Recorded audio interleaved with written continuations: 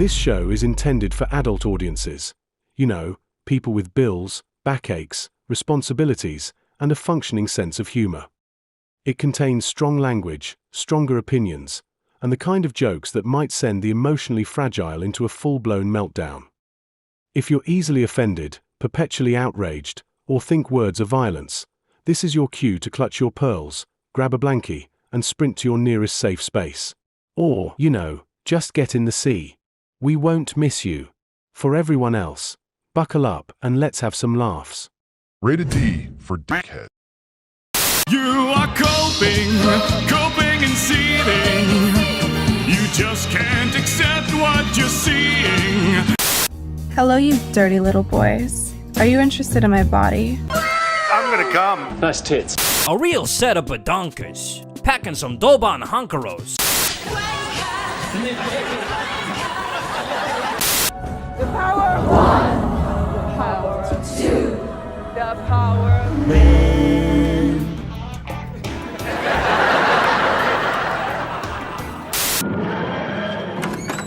What's going down, babes? Show me the lovin'. Silence! You are too gay to be the doctor. I'm wonderful, and I'm the most amazing person in the universe. Exterminate! These people are making a lot of money, print money, cash, money, Well, capitalism.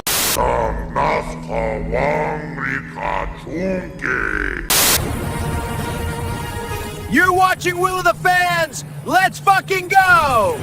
I'm afraid I've got some bad news. Bad news.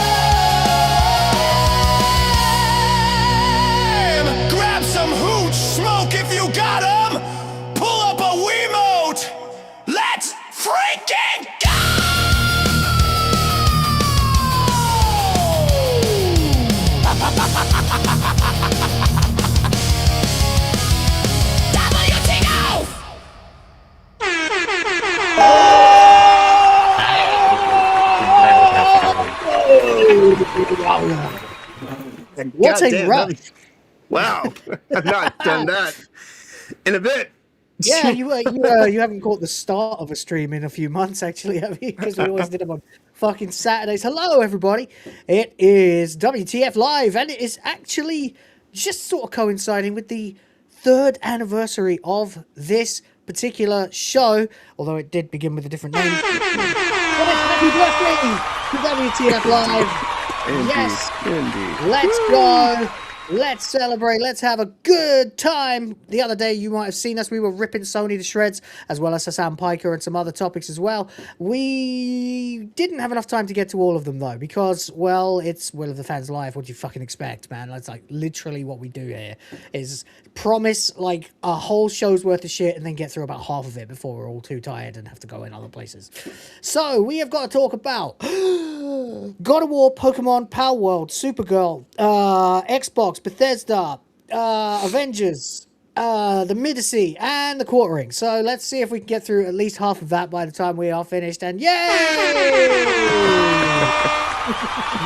Indeed. Oh, god damn, yes, it is the show's birthday. Now, obviously, last month we did my birthday, but it's the show's birthday, so there we go. 3rd anniversary. Originally, it was Chill of the Fans, although actually this show predates that, but then that goes back to deleted episodes from way before. They don't count. So, July is the birthday of the fucking show. There you go. That's canon. You can take that right to the bank. Yes, absolutely. That's not what I meant.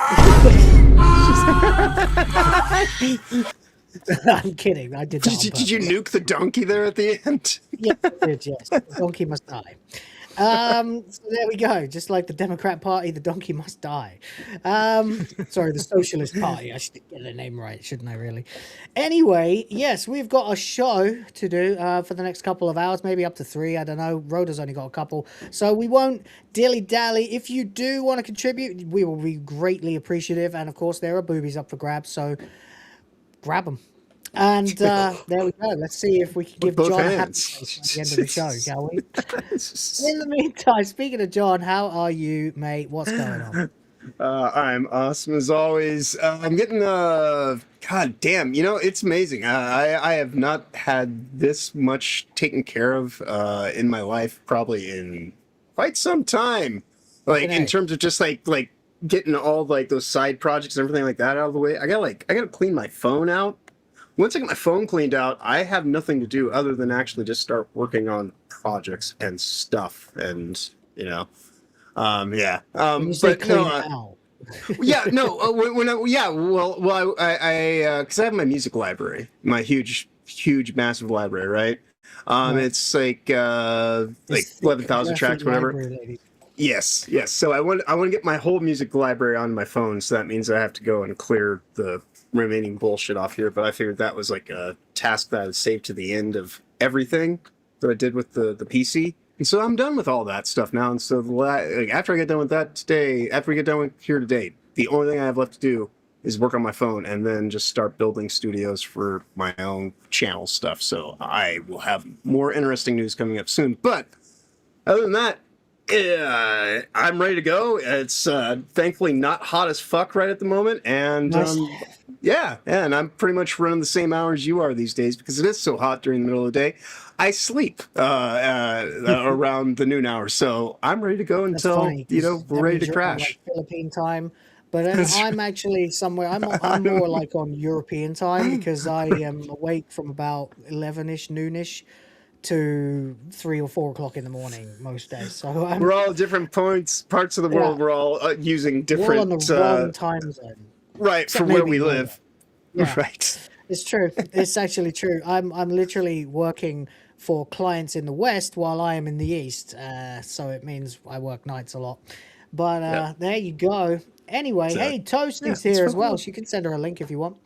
I forgot to today. I'm sorry, dear. I think the same link should be as the other day, but I will send it again. Or you can just use the same link, actually. Yeah, it should work again.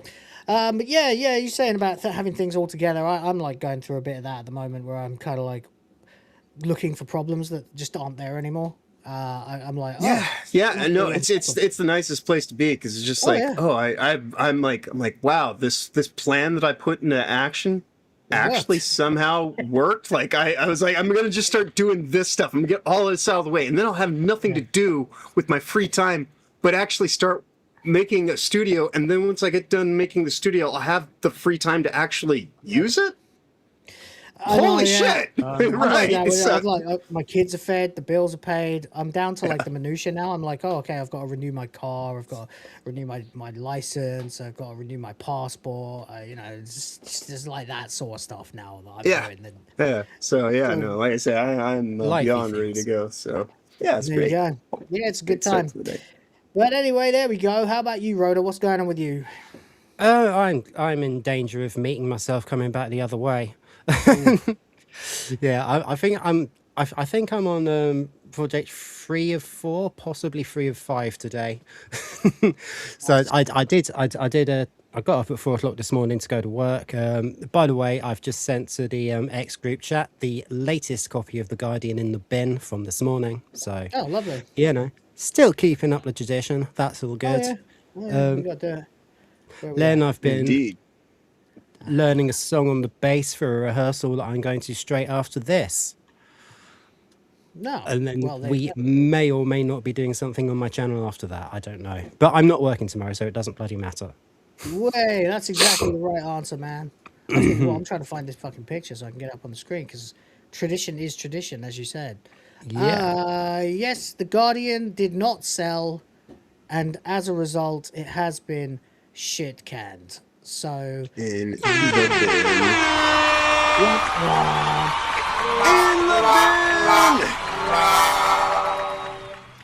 Rustin along with most of the others, but that's not the point. That's not the point. We only care if The Guardian doesn't sell. The Guardian's a piece of trash, man. It gets worse and worse and worse as well. Just consistently worse and worse. The articles that I see on the internet now, I'm just like, oh, for fuck's sake, you guys are unhinged. What does it take to do Philippine citizenship? Marriage, clearance from the National Bureau of Investigation, and then that's how you get residency. Citizenship, I think, is impossible. Or if it's not impossible, you have to like completely renounce your citizenship or whatever. It doesn't matter. My kids have already got that. What we need to do is get them a passport for the UK so they have dual citizenship. Part of that is just loads of bureaucratic bullshit that needs to be in order. Part of that is me renewing my own passport to make sure that my affairs are in order. Then I can apply for them to get a passport each from the UK, which they can get because, well, although that actually requires the documents of legitimation that they were born, you know. Well, one was born before we were married, so that's actually a valid thing. The other one was born after we were married. It's all a bunch of that kind of shit, you know. It's actually really boring, and most of it can't be done on a website because it's the third world. So you have to actually go and sit in an outdoor office. It's not nice. And you have to wear long pants and proper shoes and sleeves and, oh, fucking hell, man. Nightmare. If you're a white person, it sucks. You're just going to sweat all the time. But there we go. Sardoc is back again, for that matter, for £2. Says, yay, the Guardian's in the bin. Alexa, play the can-can. Well, we don't have the can-can anymore. No, I don't think we do. Do we? No? No. God damn, I guess I got rid of that clip. No, all we got now is the high roller clip for the 50s and above. But there you go. I'll give you this.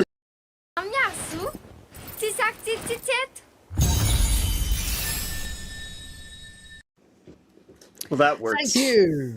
She's not soup, and yes, we do. So there we go. That's that. Thank you very much for the super chat. Appreciate it. Yeah, that's it. We can get into some topics then, I suppose. I had a few quick fire pieces of crap to start us off with. First of all, we've got. Hang on a minute. I've got to organize my screen a bit, because otherwise I'm zoomed out so far you can see all this shit. Hang on. Okay, so first things first then, we have got this rubbish here. Coming from Cosmic Marvel, Spider-Man Brand New Day is tracking to earn $800 million plus in its worldwide opening weekend. That would make it the second biggest opening ever, only behind Avengers Endgame. When did this film become, like, the thing? Do you know what I mean? When I saw the trailer, I was like, whatever. Well, I mean, it has, I suppose, because it's not completely shit the bed like all of the MCU. They're trying to just. It does look kind of good. Kind of good. I am curious to see Tom Holland play Spider-Man as opposed to Spider-Privileged Child. Well, as they say, nostalgia is a hell of a drug. It's probably the hardest drug of all drugs. And so no matter how shitty the MCU has become, Spider-Man has always been and will always be, kind of like beyond special. That's the reason why Spider-Man exists solely beyond the MCU, because it was the first thing they sold, because it was the only thing they could sell all the way back when. Yeah, and since Spider-Man, Sony's yeah. I saw a post the other day. Someone was like, I can't remember who it was anymore, but someone I would not normally expect to have a silly take said, like, there's never been a good Spider-Man movie. There have been good movies featuring Spider-Man, but none that are actually a good Spider-Man movie. And I was like, okay, I understand that you could argue Tobey Maguire was too good at Peter Parker, not good enough as Spider-Man because there was not enough banter, whereas Garfield was kind of all banter and way too cool portrayal to be Peter Parker. And then you've got Tom Holland, which is just Iron Boy with spider powers. But you've got to give it to the first two Raimi movies. They're fucking great, and they sure have aged like wine,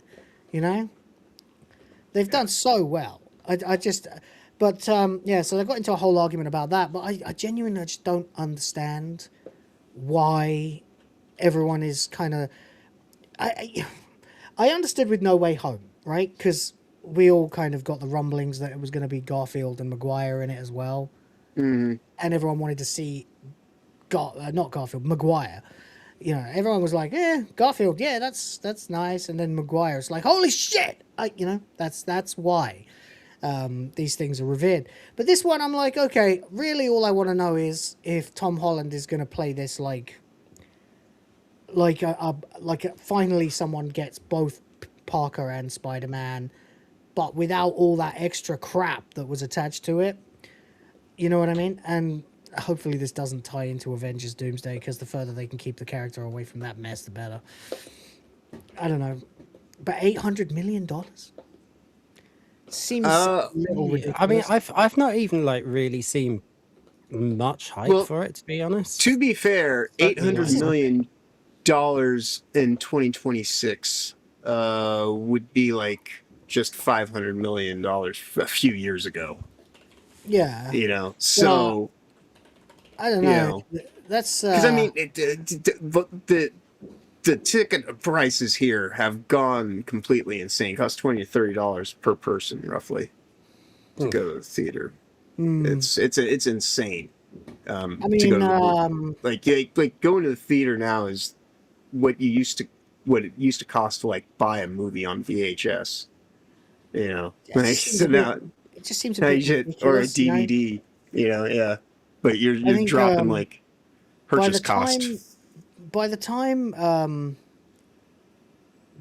the Odyssey had opened worldwide, it had done 123 million domestic, and fucking hell, it's kind of hard to tell with the unless there's a totalizer.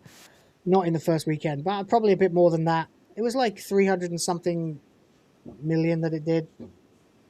It's like 800. It's just, you're gonna do better than the Odyssey, because that movie is defying everybody's expectations. I mean, worthwhile opinion has anything nice to say about it, and yet it's doing gangbusters. I mean, I never expected Odyssey not to do well myself. Neither It's did just no, it's just one of those things that I was never planning on going to see. Same with this. You know, I mean, this is the same kind of caliber of thing where it's like, I'll maybe watch this one when it's is free to check out, but Yeah. I'm not gonna It's go just, to the I don't theater. know if I'm out of Did you touch see or the something, but absolute Odyssey... takedown of it? Which one? From the woman who translated the original text most recently. The feminist, yeah, the one whose actual version they mostly use to translate it. Yeah. Yeah. I didn't see her takedown, but I heard it was absolutely scathing, which is hilarious. It was rather, yeah. Yeah. But she said she'd be ashamed if one line of her text was used in the script. Ooh. Well, to be fair, the script is like the biggest problem that the movie has. Apart from like, the I don't want to casting? say historical revisionism, but it's a pseudo real myth. You know, it's a myth that takes place in real places. You know, so Yeah. like, you know, the fall of like the story of the Trojan horse and all that shit, but with gods and monsters. So, you know, there's an element of it that's like, you are fucking with history, even though it's mythical history. It's a difficult one to pin down quite. That's why I haven't bothered. But the Odyssey's opening worldwide weekend gross was 264 million. So you're saying that this movie, this Spider-Man Brand New Day, is going to triple that? That's what this idiot's saying? I find that hard to believe. There is a community note, of course. It says, while Spider-Man Brand New Day is tracking for a massive opening, the highest projections point to a 700 million worldwide debut, not 800 million. Multiple tracking reports currently estimate a global opening in the 550 million to 700 million range. That's astronomically high. That is colossally high. This is like... I just find it difficult to believe that... I mean, it's hard not to do $1 billion these days to begin with. To assume that you're going to hit 3/4 of that in a weekend is bonkers, right? That is kind of like, I don't even know if there's enough hours in the theaters in the world to make that happen. Yeah, on like an how... even on an extended weekend. I don't know that's even. Yeah. Are there enough fucking seats in the fucking theaters? Yeah, exactly. Most of these big movies open to fully booked theaters, like at every screening, and they only manage to do, like, on rare occasions, like 300 million worldwide. Right. I just find that this is absolutely completely insane. And yeah, I mean, like, there's optimistic projections, and then there's like straight up fucking, like, you know, just this utter is nonsense, propaganda. Yeah, true propagandist delusion. You know, like. It's I don't know. I don't really care. I mean, I do believe that 800 million would be feasible easily in its run before it's out of the theater, within maybe like the first week, possibly even. I'll even give it that. I mean, I guess Avengers Endgame did do $1 billion in its first weekend, so it must be possible. I mean, we're in a very different world, though. It's crazy, right? Yeah. I don't know. I don't know what's the second highest. What's the current record for second place? You know. Right. I guess I'll have a look. Hang on. Second highest worldwide box office opening weekend. The second highest is Infinity War. $640 million. And Endgame so are they doubled like? that. So are they like hedging their bets that they have like half the audience that they used to have, and then inflation is going to take them the rest of the way there? Like, I guess like basically if everyone who went to see Avengers Infinity War goes to see Spider-Man Brand New Day in its opening weekend, then it will cross 800 million, because inflation would probably be enough to round it up. Right. But that's assuming all those people are showing up, you know? Like, yeah. And that's best case scenario. Like, you know, like. Well, as it stands right now, this is supposed to open to a higher box office than the third place highest opening weekend global of all time, which is Spider-Man No Way Home. So that had 600 million. Well, I mean, I guess, I'm glad they're optimistic. They're planning on having gains. You want to guess what number 4 is? Oh, God. Jeez. So, top 3, we got Avengers Endgame, Avengers I mean, these Infinity things have War, really Spider-Man skewed out Way in the Home. last 20 years because of the way What I will say is it's inflation. not a comic book movie. It's not a comic book movie. It's a kids movie. Right. It's actually kind of surprising if you're not a parent. Right. If it were me and I didn't have it sitting in front of me, I would probably go with like Toy Story or something. Yeah, it's not. I'm trying to. I don't know. I don't have enough. Yeah, I don't have enough dealings with kids in the last 20 years to probably register the guess appropriately. It's Zootopia 2 with 560 million. And all right, fifth place. That one's an inflation thing because that's a recent one. Zootopia's in the last year. 2025. The last one, the fifth one, is from 2017. Okay, so it's the earliest one on the top 5. It's not a superhero movie and it's not a kids movie. It's a big franchise movie though. 540 million. Want to guess? Let's see. Big franchise. 2017.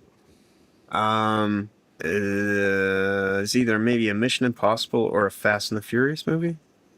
Fucking A, there you go. The Fate of the Furious 2017, there it is. $541.9 million dollars. Yeah. Well done. Well played. Very good.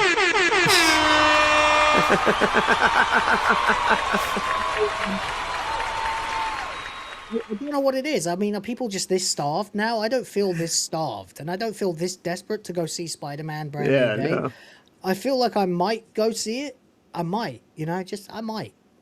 I feel like I have some time, and the cinemas down the road from me, either one of them have it. I feel like I've gone to a pizza party every weekend for the last 7 months, and I just gotten done having an incidental pizza that someone brought by, and I'm getting calls from everybody asking me if I'm ready to go to like pizza this weekend again, and it's just like, it's pizza. I mean, it was such a bombardment of superhero movie over 10 years. I'm not even. I'm just not even. I'm not hungry for it, as you say. I it's haven't like seen Avengers Infinity War in like 6 years. I could watch that. Probably any time because I know it's solid. But even that, I'm like, one day. Yeah. I'll get around to watching it again. I kind of want to watch it after some of these people have died, and I have it needs it. If they're not going to give it 10 years in between sequels and this and that, and give everything like appropriate amount of time, I will. So I'll watch these Marvel movie classics when they've had an appropriate amount of time for me to make them feel like they're classic to me, and I'm like, oh yeah, I'll watch that again. Like back when it was good. Never watch any of the stuff that's come out in the last few years. In anytime soon or in the in the distant future, but in some mid-range future, I might watch the stuff that I had from the first few phases, maybe. Yeah, like I'm more likely to watch Iron Man 1 or Captain America 1. Yeah, but I'm not really than I am to watch the later stage stuff. Yeah, I'm not really clamoring for any of this. I don't really care. We had it really good for a long time. Yeah. And then that story ended. And I still feel like the majority of people still feel mostly the way that I feel about it, which is when I was walking out of Endgame after seeing it for the first time and they had all their faces in the credits and blah, blah, blah, I was like, now tie a bow on it and leave it. Stop.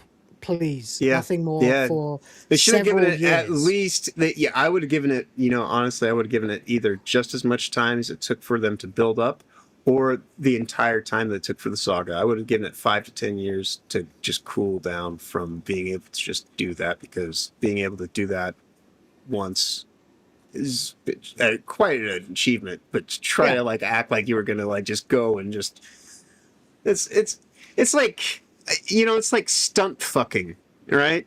You know, like you think you're gonna go and, like, bust a nut and then just like, just keep on just railing right on through, and you're like, don't worry, we're gonna keep on just go, like, I'm gonna be all chanting. It's like, no, you're going limp. You're fucking done. You're done, son. You're pushing a rope, mate. Right. Yeah. You need to do some fucking foreplay or something that you can get back in there. Lie down, take a breather, Right. You can do other things, but wait about half as long as you were fucking, and you may right. But if you just think you're going to continue to thrust away, then you're going to fucking die. Like, mid thrust on, like, like, and that's what they're at. Like, this one way or another, nobody's getting satisfaction out of it. Yeah. But there you go. Yeah, and this is supposed to be a story we don't care about, like a 2-minute bang, But hey, turned it into a long haul. So there we go. Spider-Man brand new date. Big fucking deal. All right. Apparently, I didn't know that. Yeah. Don't really care either. We got a member chat from Disgusting, who's been a member now for 16 months, and says happy birthday. Happy birthday to the show. Yes, indeed. Third anniversary, third year, or third birthday of the show. Thank you very much. Appreciate you, buddy, and for being a long time member of the Griff Force now. Help me create the future of the white race.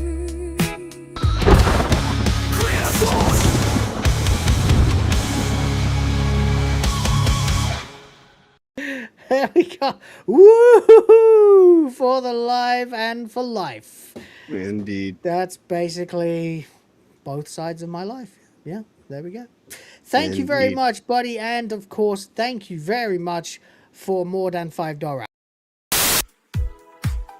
Thank you for $5. Indeed. It made me laugh again for the first time in ages. There we go. That's good. All right, more stories we don't care about before we get to the stuff we actually do give a shit about. Okay, there's apparently a new God of War game, actually starring Kratos. Okay. Are you sure?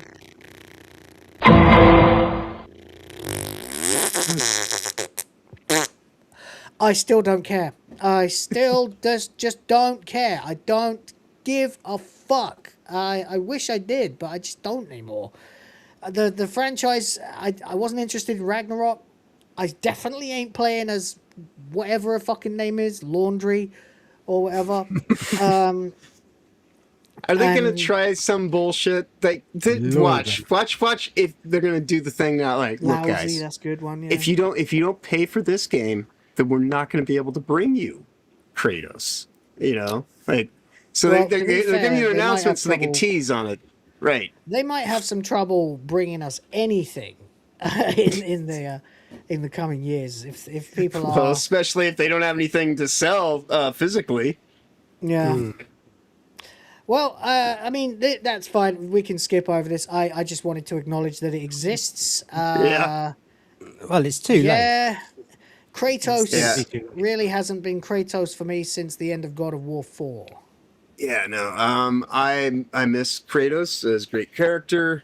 I don't even hate him in the Norse one. Like I think that's a fair evolution of the character. I think I might have God of War. Which one was on PS3?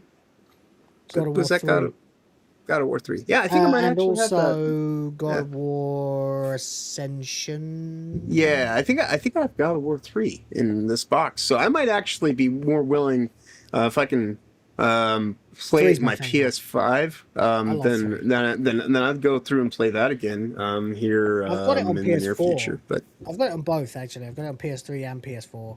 Yeah. My mum. It was another one of those ones like Grand Theft Auto 5, where it was just a game that I already owned and so thus never asked for. But my mum got like a deal offered to her, like £12 or something, so she just bought it for me. It was just lovely. My mum became so generous in her later years. She just did stuff like that, She'd be like, "Oh yeah, by the way, I forgot I bought you this." Oh, wow, thanks. Right. I think what the issue is that I know too much about how they make a lot of these things. We all do nowadays, because everything's done. Everything's done with analytics. Right.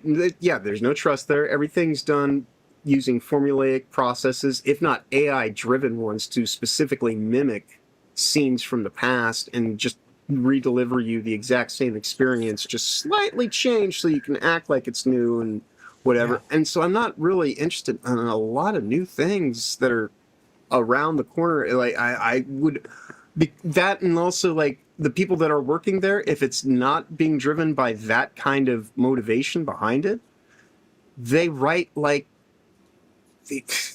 right, like they're I'm not going to play a game for Gen Z. So like if I'm gonna Gen Z can't write for shit, and most millennials can't write for shit. They haven't got any concept of the majesty of storytelling. Right. And so if I want good storytelling, I kind of have to go with older games at this point in time. So if I want my it's not just movies, comic books, video games, TV shows, everything's got to be a fucking deconstruction now. And that was even before everything went woke. It was already going that way, where you couldn't just have the magic and the majesty of fucking superheroes and superpowered people, or in Kratos' case, the horrible, visceral revenge story. Right. You know, eventually he's got to pay the piper. That's fair. I understand that. But then it goes on and it gets more. Well, the sad thing is when they get to the deconstruction, that's the harbinger that you're at the end of your storytelling. Because run out of ideas. Right. Because that's what you do in the deconstruction is you're going through and you're retroactively trying to like, oh, well, what if we go and like, look into the areas of the stuff that we haven't looked at. So I would much rather just watch things, people who wanted to say a thing, rather than people who came in and then said, oh, well, let me be contradictory to all that and like, just, go and deconstruct it and give it to you again, but from a different point of view and just, It's all fucking Alan Moore's fault at the end of the day for Watchmen. When Watchmen became like one of the biggest comics ever, suddenly everyone thought that's what they should be doing with comic books, and so that's why it's. I'm not saying that's why everything became what it is now, but like a whole fucking generation of young, budding writers became ultra jaded with their own fucking humanity, and. Even to an extent, you could blame Breaking Bad, which I don't, because Breaking Bad is a masterpiece. But it is still a deconstruction. It is still a show that deliberately challenges you to sort of get on this ride with this guy. Right, but it's more of at that point in time, it's almost more of like a deconstruction of the audience. It is. That's probably why it works, actually, because it kind of is an indictment and a referendum on the audience's ability to continue to ride with this character. But then the writing is so good, the twists are so good, the story's so good, the characterization's so good, the arcs are so fucking poetic that if you don't watch it all the way to the end, you're literally robbing yourself of a great experience. So everyone did ride all the way to the end. It's kind of just at what point you stop really cheering for Walter. Well, I suppose the issue is like, we've kind of reached the point where it's like, because Walter gets beyond a point of no redemption. And so if the deconstruction, as I'm saying, is of the audience, then it's kind of like, are we at the point of being beyond redemption? And it's just kind of like, so you just have to go with what works for you. I think we're at a point now where a whole generation or two needs something to just be there. There has to be some kind of counterbalance, like to bring it back into actual balance. Because right now, the last time audiences were as jaded, the last time audiences and the media were as jaded as they are now was the 1970s in the fucking Depression. And if you look at the movies that were coming out at the time, like Death Race 2000 and shit like that, everyone was an anti-hero, no one was a good guy, everything was miserable. And then Star Wars came out and gave everybody a fucking big blast of hope. And I just don't know if a movie or a video game can even do that anymore, when an entire generation of writers are there just going, no, everything sucks, fuck you and fuck me too. I mean, I don't know, it's hard to have like a belief in heroes these days too, especially when you know the state of reality to the extent of the corruption that it is, like, is just, mean, it's beyond, Yep. Anyway, you've got to hand it to Kratos tanking one for the team by marrying Chrissy Mayer like that. No wonder she gave birth to a trickster god. Anyway, we can move on. We are on Indeed. PlayStation, so I guess we'll orbit it for a little bit longer because there's a sort of epilogue to what we were talking about the other day, with all of the physical release shit and such. Development now is that everyone is trying to arrange a PlayStation blackout. Mm-hmm. I don't know if you heard about this, from August 23rd to 30th. Yeah. Well, this is I will be I will be attending because I will be a part of it because I have already blacked out my PlayStation Network over a year ago. And I don't give a shit about PlayStation, and I will not be buying anything from them ever again. I'm right with you. I'm 5 years into my PlayStation blackout. Right. I mean, it's fine for me. I can play 14 on my Steam Deck. Yes, you can. Exactly. But I wanted to read this because this is what they're trying to say, whoever it is that originated this. I'm not sure where it came from, but it says, for several years now, Sony Interactive Entertainment has continued to grow further apart from its fan base. Check, true. Whether it's closing beloved studios like Bluepoint, pursuing a misguided live service strategy, cancelling fan events, leaving PSVR 2 to die, or being completely out of touch with the franchises players want to see return. I mean, let's be honest, it's not the first time they've abandoned a piece of technology without any fucking good reason to do it. Yeah. But anyway, or being completely out of touch, blah, blah, blah. PlayStation's never felt more disconnected from its community, which is really saying something, to be honest. Ending physical discs in 2828 feels like the last straw. We understand there is only so much SI can control, but with the decisions that are within its control, the company continues to mismanage the strong position it inherited from the PS4 era, like the strongest position they had since the fucking PS2 era. There are so many issues with PlayStation right now that bringing back physical games would only be meeting players halfway. There's still much more SIE can do. We miss Twisted Metal, SOCOM was awesome, Sly Cooper, and Resistance. We miss PlayStation Experience. We miss Japan Studio. Well, there's one. With that, we are calling on PlayStation players to participate in an economic and gameplay blackout from Sunday, August 23rd at 7 p.m. local time through Sunday, August 30th at 7 p.m. local time. Players can participate by turning off their consoles or logging out for 7 days. We feel that this period gives publishers and developers minimal impact while still giving players a voice. Okay, what do you think of this idea, guys? Anyone?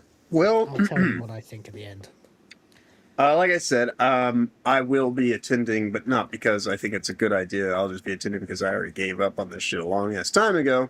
Right. And that's what I would say is fuck giving like a short time frame because you don't want to hurt people. Like that's the whole point. If they weren't so flagrant with the idea that they could do all the stuff that we were just talking about, like, I'm going to take all your memories and I'm going to reinterpret them and then feed them through a husk of a character that identifies with the youth culture market of today, and and I'm just going to do that, and you're going to have to accept it and just forgive me because I'm doing it. No, fuck you.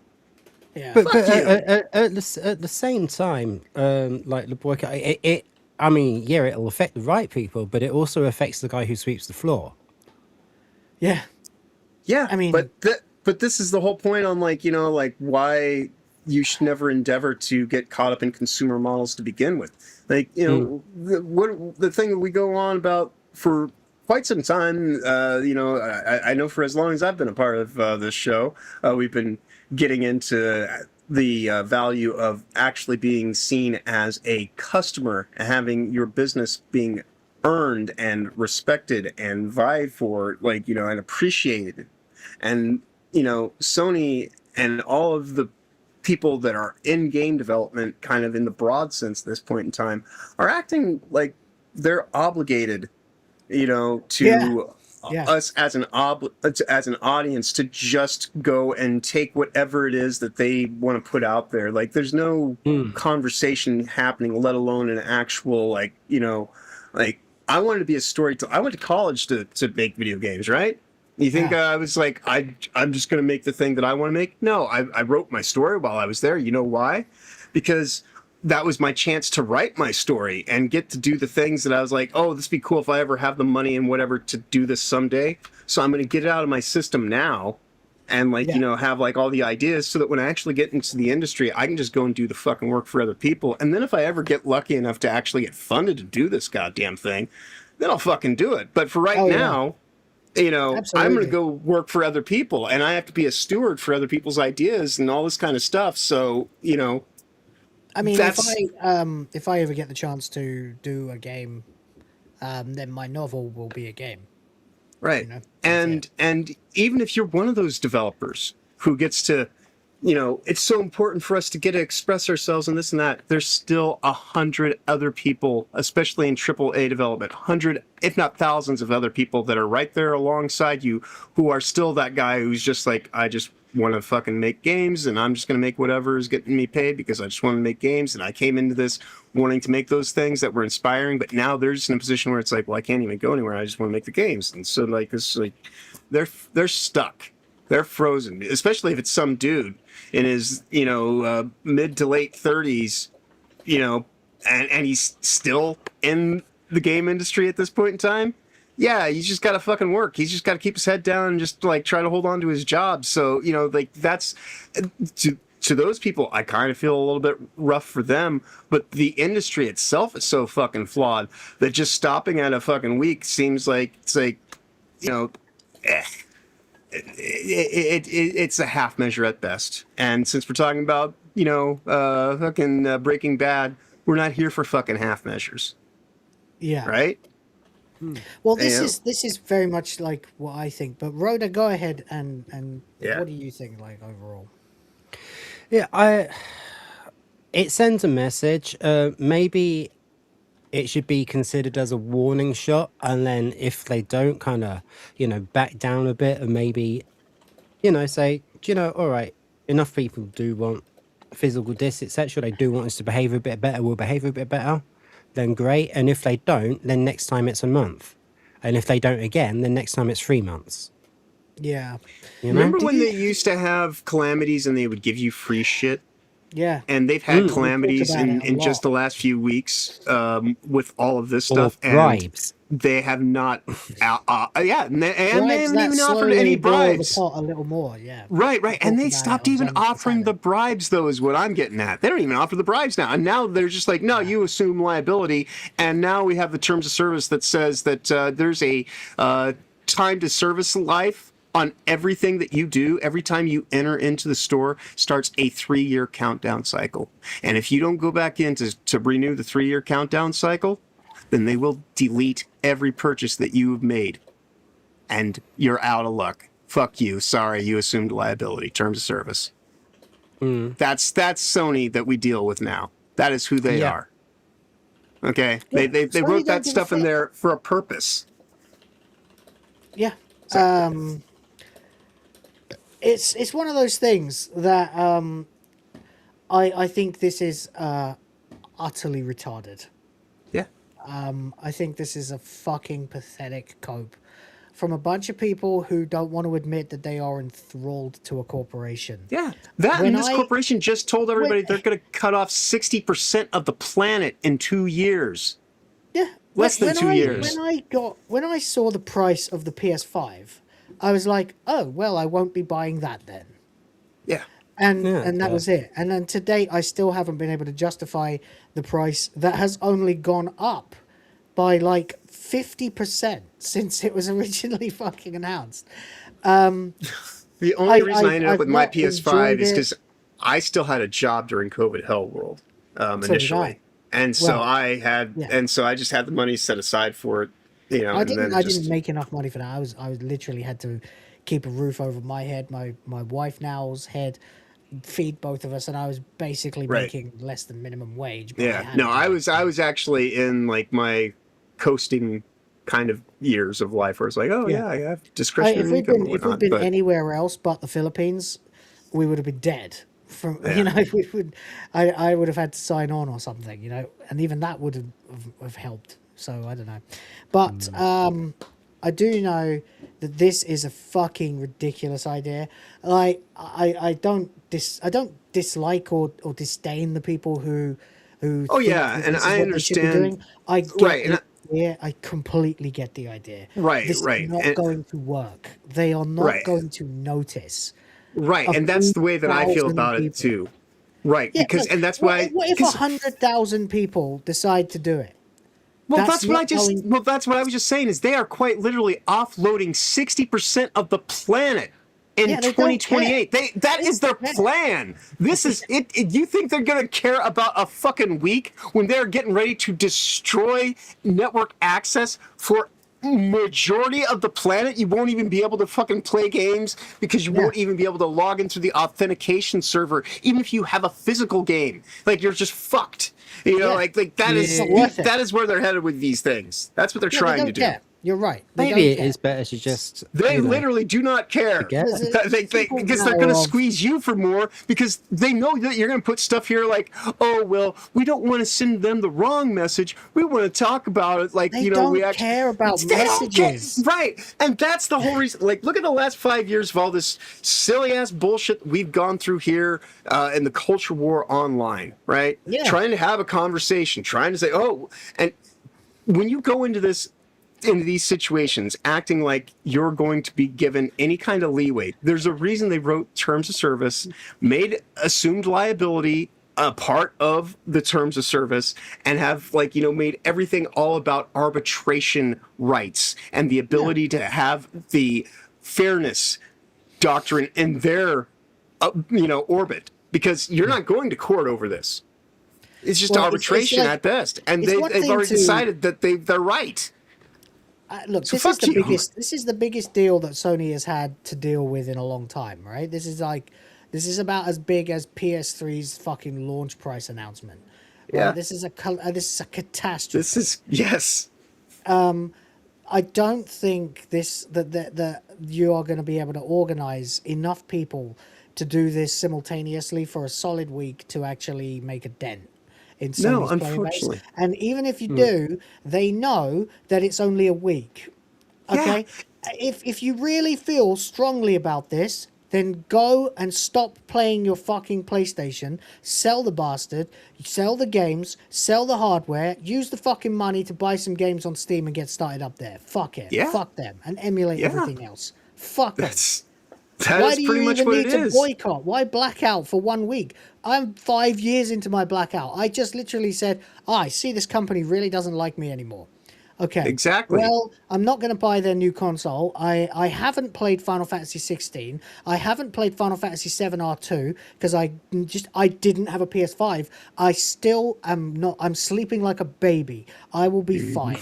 As I've said, we have enough fucking games to play a human life. For a long human life, if someone was born tomorrow, they don't have enough time to play all the games in the world. There's just not. There's too many games. Even if we stop making games right now and just have the ones that we have available to us. Exactly. If we stop now and literally just went through back catalogs, emulation, and Steam, there are more games than you could possibly play in a lifetime, especially considering you'll have to do other things at least sometimes during that lifespan.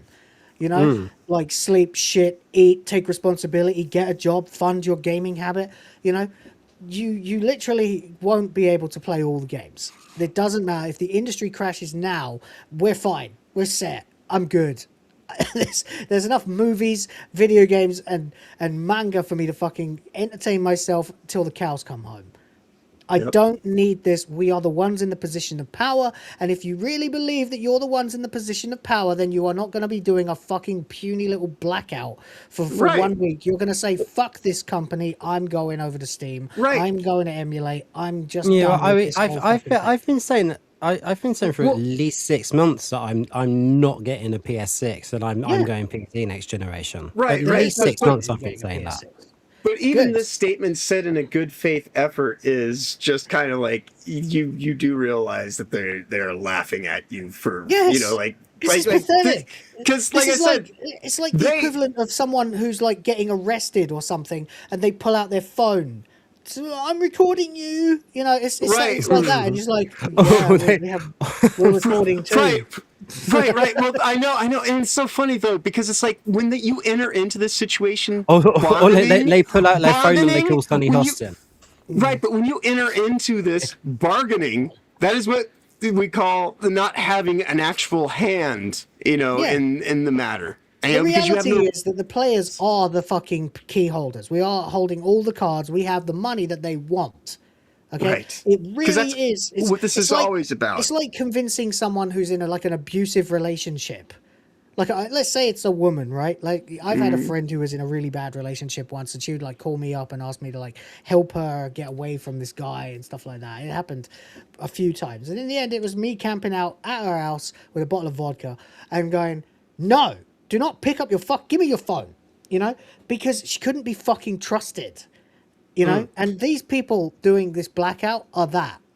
Yeah. They haven't yet cut the cord. They're trying to negotiate the cord. They're negotiating because they're doing that. Every negotiation just gives the abuser more fucking say in what happens next. Just cut the cord. Block them. Well, the fact that they say that they're only going to do it for a week, right then and there, this is like being with a woman that you knowingly. That has knowingly cheats on you all the time. Knowingly cheats on you and fucks around on you, and you're going and you're trying to say some shit you keep cheating on me, I'm not going to fuck you for a week. Right. Oh no. Oh no. Oh God. Right. Exactly. Oh, okay. All right. Whatever. All it's doing is telling her that it bothers you and gaining nothing from it. Right. Because you're not actually going to do anything about it. You're not going to play the same game that she's playing, because if she's already fucking around on you and why are you still in this relationship? Talk about bringing a knife to a gunfight. This is so fucking bad. It makes the people involved in doing it look completely fucking impotent, when the actual reality is that by the mere existence of you as a PlayStation customer, you have got all the power in the world over this company, and all you have to do is say no. Every single time something comes up, you say no, until eventually you don't care anymore, and then you moved on a long time ago. You won't even notice it, but suddenly you've been playing on Steam for 6 months and people are gifting you games, and you're like, oh wow, well, this is great. I don't miss that PlayStation shit at all. Right. Just cut the fucking cord. They would have been far better off just saying, we are going to be leaving in droves. You didn't even have to go and say, putting it in a time frame. I mean, now you're actually kind of the only people who are going to be dead set to hit it are people like Will and myself, who already stopped buying PlayStation shit years ago. All right, well, I'll be leading from, my non-giving shit. I have no fucks to give, so I'll be right out there with all the power of everybody who's really in this die-hard fucking let's do it cause, because I don't even fucking care anymore. I moved the fuck on. I will be enjoying my 150 plus games that I have in my digital library that I actually have licensed I have about on my 1,000 PC on my hard drive, and in zip folders, and about 300 in Steam. That's and if that's not good enough, I'll find a way on the high seas to get along. It's really not that difficult. You can build a raft. You'll be all right. It's a much nicer place, and they treat you better too. It's fucking hilarious. And the French Navy will help you get there. Oh no, that's a different subject. It really is just a case of, look, guys, I understand what you're trying to do here, and you think you're empowered by doing this, but you're still playing the game by their rules. This is clown shoes. This is embarrassing. You need to just stop. Just stop buying PlayStation. Just bin your PS5. Sell it on. Sell it. Fuck it. Some muppet will buy it. Sell it at a fucking loss. Take what cash you can and start fucking hitting the Steam sales. You'll have games to play in 5 seconds flat. No problem. That's right. And your PlayStation pad works too. So there you go. I don't even buy official fucking DS4s anymore. I got these knockoffs from Toys R Us. Fuck. We have actually we had actually already agreed that me and Sardoc, after we finished Tomb Raider 2, Tomb Raider 3, we're doing it on Steam. Good, do it. I've got the trilogy. We already said that weeks and weeks ago. Yeah, I have Tomb Raider 1 through 3 remaster collection thing that they put out just a while ago. That's one of the games that is installed on my computer right now as I'm sitting here. I have four Tomb Raider games, and one of them is the original trilogy. And so I actually have like 6 Tomb Raider games. Exactly. So You know, like, yeah, it's I have so many fucking games. I have Tainted Grail. You know, like I have games for years. Just shit that I'm just like, oh, I have that. I guess I'll play it then because I have it. And what else is interesting me and captivating my time? It's like the way that it's written as well. It's like you did this, you did this, you did this. There's still so much that they could do. We missed Twisted Metal, SOCOM, Sly Cooper, and Resistance, PlayStation Experience, Japan Studio. It's like it's like telling them, we still love you, really. Again to go back to like the girlfriend who's cheating on you analogy. You've now also found out that she's into BDSM, fucking like, you know, like dark web porn, and like you're actually like on the. She's got an OnlyFans where she does prolapse videos and stuff like that. Right. Like you walked into like one of your friends watching her live stream. Yeah, getting and one of your other friends is in the live stream on a pile. And you're like, well, I guess we're gonna have to have a conversation about this. Yeah, well, I don't like that you're doing this. I miss when you only slept with me. I miss when you wore nice things only for me. I miss la la la la la. Every time you say that, you're like giving in more and more and more. Right, I know. It's like this is the weakest fucking thing. You've changed the locks and her bags are outside. Right. That's it. That's what you do. You know. I mean, this is like no play whatsoever. This is the weakest hand. I mean, it's so sad, man. You just does this sit-in come with a free cuck chair? Because that's what's going to happen. Right? You're going to sit there in the corner while Sony keeps going on and fucking your girlfriend right in front of you. Yeah, and no one is there. And then after a week, you'll I guess Sony is your girlfriend, again. So yeah, she's going to start fucking other people's girlfriends. While you're fucking my friends, yeah. Right. Like, she call you up and be like, hey. Actually, you know what it's really like? It's like, I refuse to sit in this cuck chair for 1 week. Right. And then after a week, you go and get right back in that cuck chair. That's right. Exactly. He's like, did you miss me? They're like, huh? What? You were gone? What? As the train is commencing, you know, like a line of guys outside. You got to your cuck chair. Yeah. It's absolutely embarrassing. Bonnie Blue, you know, Bonnie Blu-ray is what we should call her, you know, because like that is she is our PS5. She is the train station, right? Yeah. Everyone's had a ride. Yeah. There you go. Anyway, PlayStation continues to embarrass gamers by not giving a fucking shit, and gamers continue to cuck themselves by not just walking away. So, right. Embarrassing, really, honestly. I when I first saw it, I thought, oh yeah, that's cool, and then I thought about it for like 2 minutes.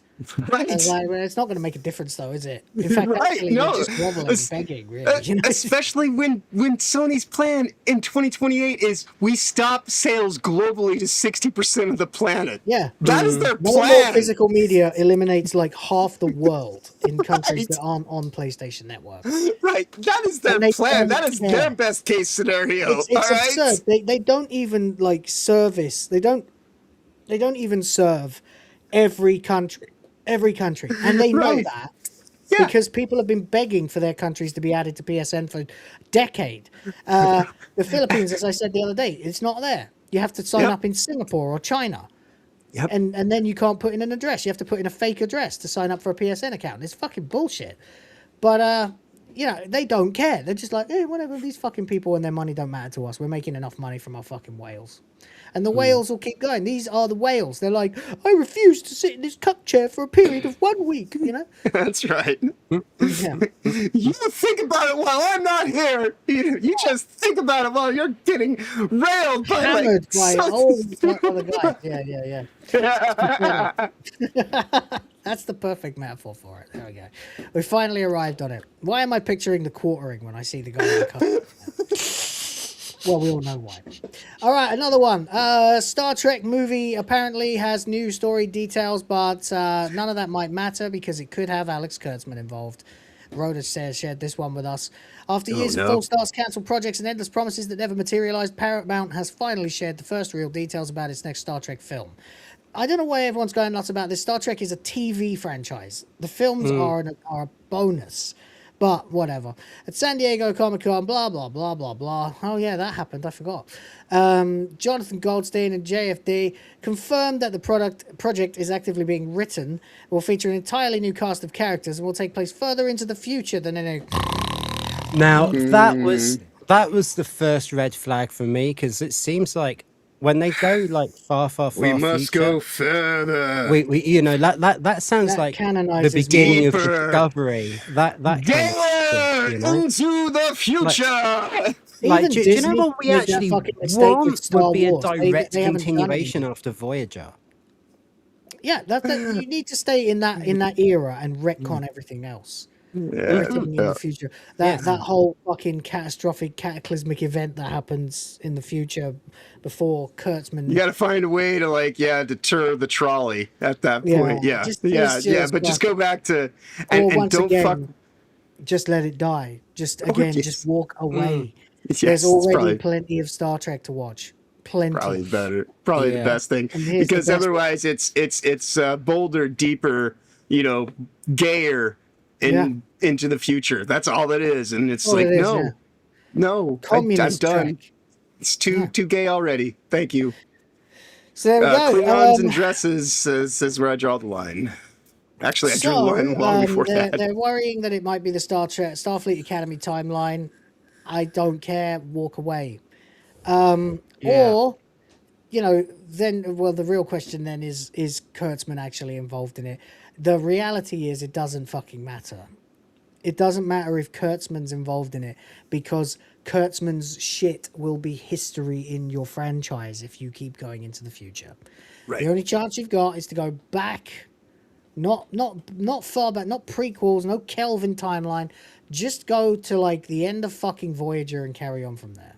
I mean, we've got 4 perfectly good Star Trek series. There's the original series, Next Gen, Deep Space Nine, and Voyager. To be quite honest, you don't need anything else. You really don't. It would be nice if at the time there was a Voyager movie to wrap up the Dominion War and shit. But yeah, and Star Trek fans have it way better than Star Wars fans. Star Wars fans have about 13 hours, 14 hours of good media to watch. Hey, and to be fair, half the fan base don't even accept the prequels, so that becomes 6 hours, 6 and a bit hours. But what do Star Trek fans have? Hundreds of hours. And I'll even throw in a bonus series, because if it weren't for that shitty theme song in season 1, the country music bullshit, the one that was set with Archer. The first Star Trek, Enterprise. Oh yeah. Enterprise. Enterprise is a great show. It's a great show. It just has a terrible, horrible, the worst. It has other issues intro too, theme. It does have a few other, but the other. You can deal with them, and it does have a hot Vulcan. So now season 1 was too slow. 2, 3, and 4 were mostly pretty damn good, but the final episode kills the entire show for me. Look, I understand there are plenty of problems. Collectively, it's death by 1,000 cuts, but the biggest problem it has for me has always been that intro. And if you could just tank the intro... when they sped it up a bit for season 2 or 3, whichever it was, it didn't even bother me. That's what I'm saying. What bothers me is that stupid Next Generation episode that they invented, where Riker and Deanna are looking back at the history of the ship, and I mean, I don't want to spoil it too much for anyone. I won't say which one in case anyone's not watched it. Oh, dude, they randomly announced that one of the main characters died for no fucking reason. It was just absolute fucking bullshit. It's the worst episode of Star Trek I've ever seen. Bear in mind, I haven't. Oh no, it's not. I did see the musical. Well, I mean, you said the optimal words though that you've seen. Have you watched anything from Starfleet Academy? I have not. I have Well, not. then there you go. Okay, let me tell you something right now. All right. But the majority of right. Enterprise But what is I'm actually saying, really good Star Trek. retrospect, what I'm saying in It's retrospect, just that last episode kills the entire I understand, show. but what I'm saying is in retrospect, Enterprise is like leagues better than anything that has happened after it. You know, Well, and yes. like it wasn't great, wasn't perfect, but like it's far better. We were far too harsh on that back in the day when people are being way too kind on this bullshit now. You know, like, I completely agree with that, John. that's I all I'm completely saying. agree It's like we were ready to like, you know, vehemently just destroy Enterprise, and it was like mostly good. But Mostly good. It and now, like, we have things that are made by functional retards. And it was the worst episode. Just that one episode at the end of Series 4 was the worst episode I'd ever seen until the musical episode of Strange New Worlds. Okay, well, there we go. See what we're talking about, though? That's what I'm saying. It's like there are plenty of things. So Which is when I stopped watching new Star Trek whatsoever. Yeah, well, which that's is kind of great where I'm because at. it spared me Starfleet Academy.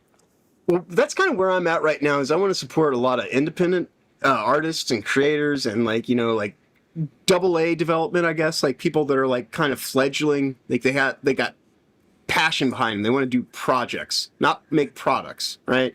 That's kind of where I'm at. Where it's like, you know, I will put my money and my interest in supporting art like that.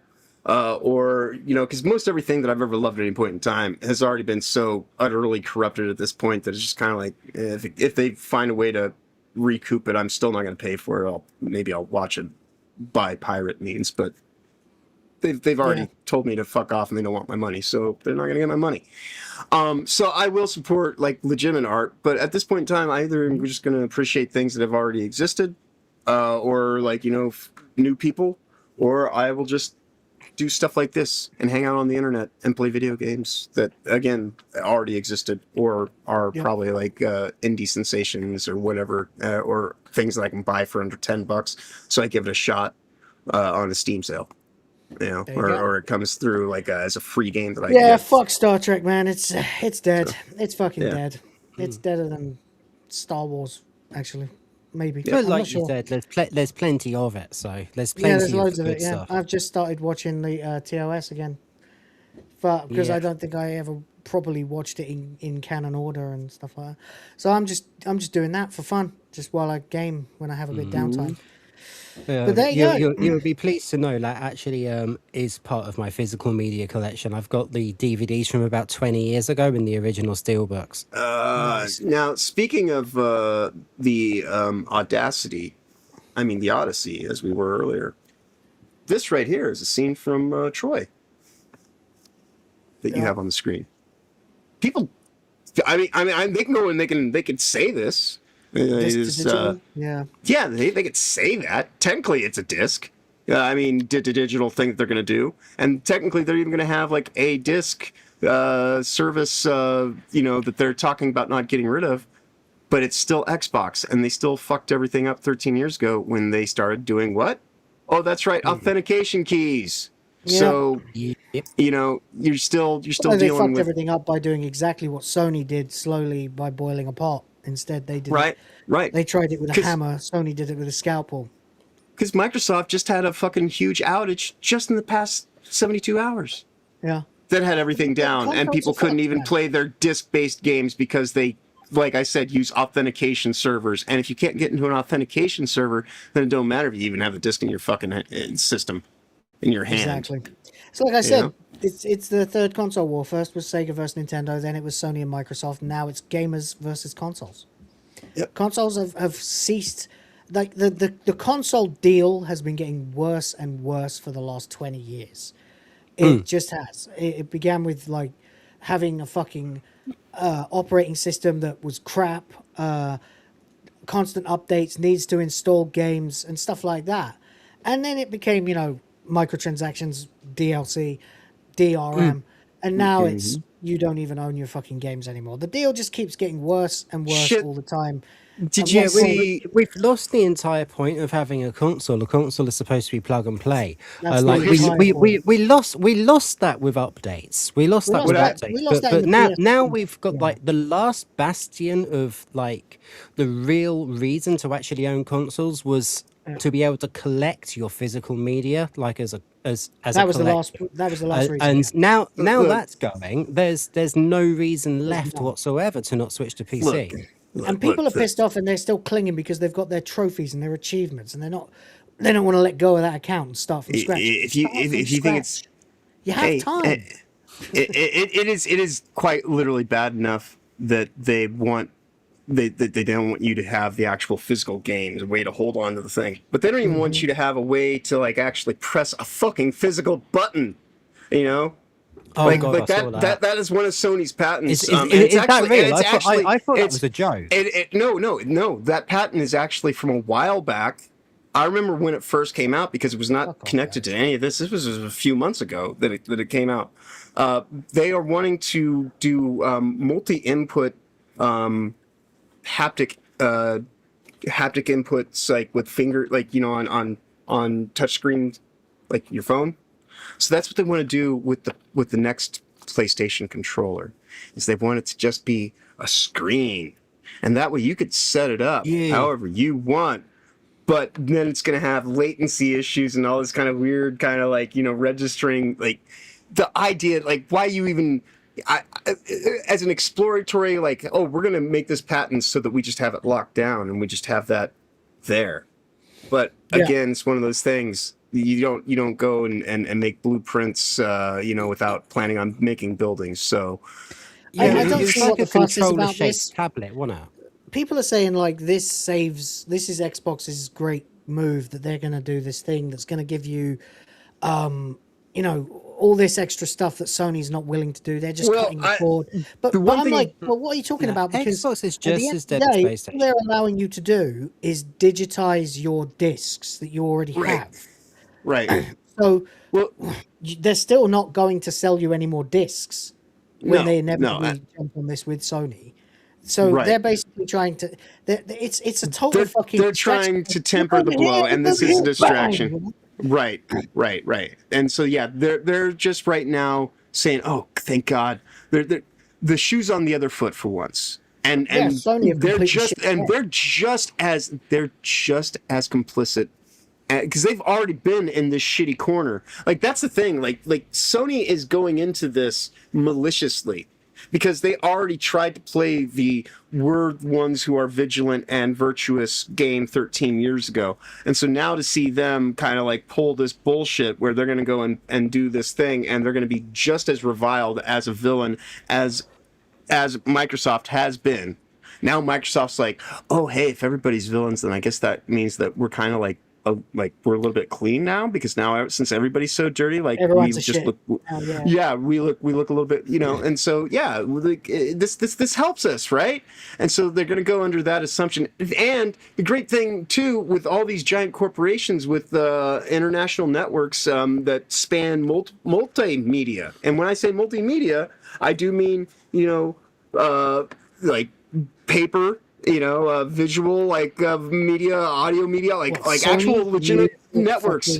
TV, right. Microsoft has Blu-ray. Microsoft's got PCs, fucking Office. Right. And so all these various networks are going to carry water for because they are those networks. So there's going to be plenty of bombardment with propaganda trying to convince you that this is all the best thing ever going, and this is the way it should be, because the very networks that are seeking to benefit from it are the ones that are presenting the messages. So look at what happened with Adobe, for example. Right.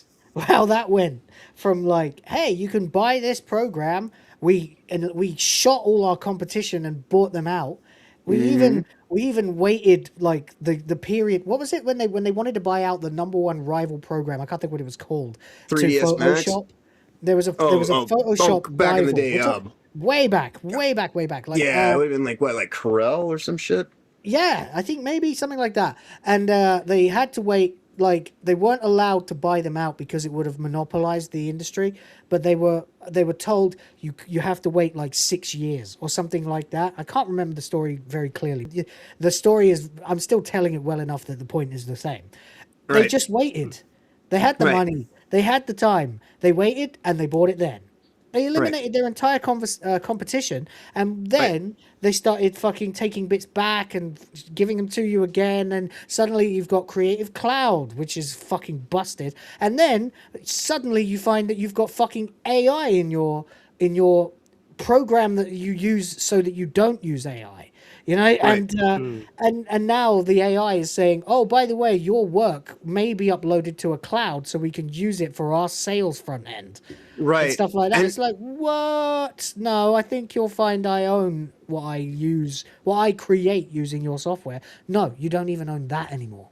Right. And that's what I was just going to say. It's like, and you would think, like, you know, what would, you know, at a time such as this, why would anybody think that they could be so emboldened to do these things and get away with them? And it's because they've already just proven over the course of the last 5 years that you know, what I keep saying, we are in a consumer top-down control state, techno-feudal, you know, system that's being strip mined of anybody being able to have any kind of roadmap towards capitalism, where you could actually have a equaling of the playing field and a fair market system, because that's what this whole thing is about. Because they don't mind fucking you over and doing it harshly and just doing it this brazenly, because they've been closing on everyone out of the market over the course of the last 5 years, specifically since COVID Hell World, under the idea that they were going to do all of this along with that. That's why they did that shit 5 years ago, is so they could do the stuff that they're doing now, which means that we haven't even begun to suffer. And that's the fucked up thing. It's like because people are still thinking that there's some kind of bargaining phase to be worked out. Like, oh no, somehow like we're going to come. No, like they want us dead. You know, remember getting rid of carbon footprints? They want to get rid of us. You know, and we just kind of like just watched as the world found out that all the people in positions of power are quite literally eating children, phically, not metaphorically, and we're just like a fair few things like that, didn't we? Right, and because that is the state of reality, they're like, look, we could literally eat babies, and these people won't even fucking stop us. They can't. We can easily charge them, you know, as much as possible, and they're not, you know. So, I mean, it is. Yeah, I know that sounds kind of black pilled or whatever, but this is the state of things. The reality is that it doesn't have to be a black pill, because, for example, some might say I'm black pilled on PlayStation because I haven't bought a PlayStation game in 5 years. I haven't bought. But you're optimistic on doing things outside of that system. Instead, I started a Steam account. I streamed a shitload. People gifted me a lot of games. Thank you very much. I take advantage of the sales when I have an opportunity to. I have a thriving wish list as well, by the way. Just saying. Right. Anyway, I'm not black pilled at all. I just said, this is shit. And And I'm just. And it happened to coincide, of course, with me hitting like 35 to 40 to 41 years old now, and getting my life together and having kids and stuff. And now I just don't really have time to play games all the time. Right. But that's one thing that is unique to me and probably others like me. But the reality is, at no point did I ever really feel black-pilled about leaving Sony and going to Steam or emulation or whatever else, because I was going forward. I wasn't thinking about what I was leaving. Exactly. I was like, this is no use to me anymore. It's the most white-pilling, fucking liberating thing ever. It's like, you know, I could just play games over here instead, you know? And and now I do. And I don't care. I still have great time playing fucking... I just went through the first 6... I just finished all the pixel remasters of Final Fantasy, busting the achievements for them and stuff. Although I missed a couple on them. I'll have to go through them again and tidy up those runs. But, you know, it's fun. I don't give a fuck. I'm like, oh, God, couple hours till I'm absolutely going to crash. Let's play Grandia for a couple hours. Let's beat up some fucks in Mortal Kombat for a couple hours, you know, just whatever. And that's like a part of life that that I welcome. But even if you are still a dedicated hardcore gamer, maybe you're a lifelong bachelor, whatever, or maybe you're 25 and you don't have all this shit on top of you yet, and you're still figuring it out and you love the game, just go fucking get a fucking Steam account and literally go and, I mean, almost any PC can play something on fucking Steam, right? So go get a fucking account, find something cheap on sale, download it and fucking play it, and you'll be fine. You will be fine. And fuck these companies. Fuck them. They don't like you. They don't care about you. They don't treat you as customers. They think you're a fucking pig. They think you're in the trough, some consumer That's why they call you scum. consumer. Exactly. Yes. Fuck them all. They can go to hell. We don't need them. Yep. We're fine. So it really isn't that difficult. Really. It really isn't that difficult. One thing I want to just shout out quickly, Paul Thomas Ashworth, thank you very much for gifting a membership for the Griff Force and the Princesses of the Fans. Thank you very much. We do thank you. It really does help, because this is basically my Christmas I'm saving up for. And lots of other admin shit that I have to pay for too. So thank you. Help me create the future of the white race.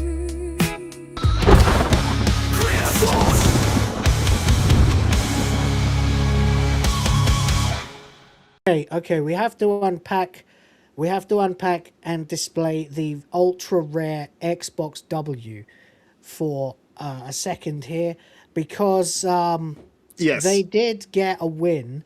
It is a win. A win is a win is a win. And they did get a win over a company that we also have come to fucking despise, despite once loving them dearly.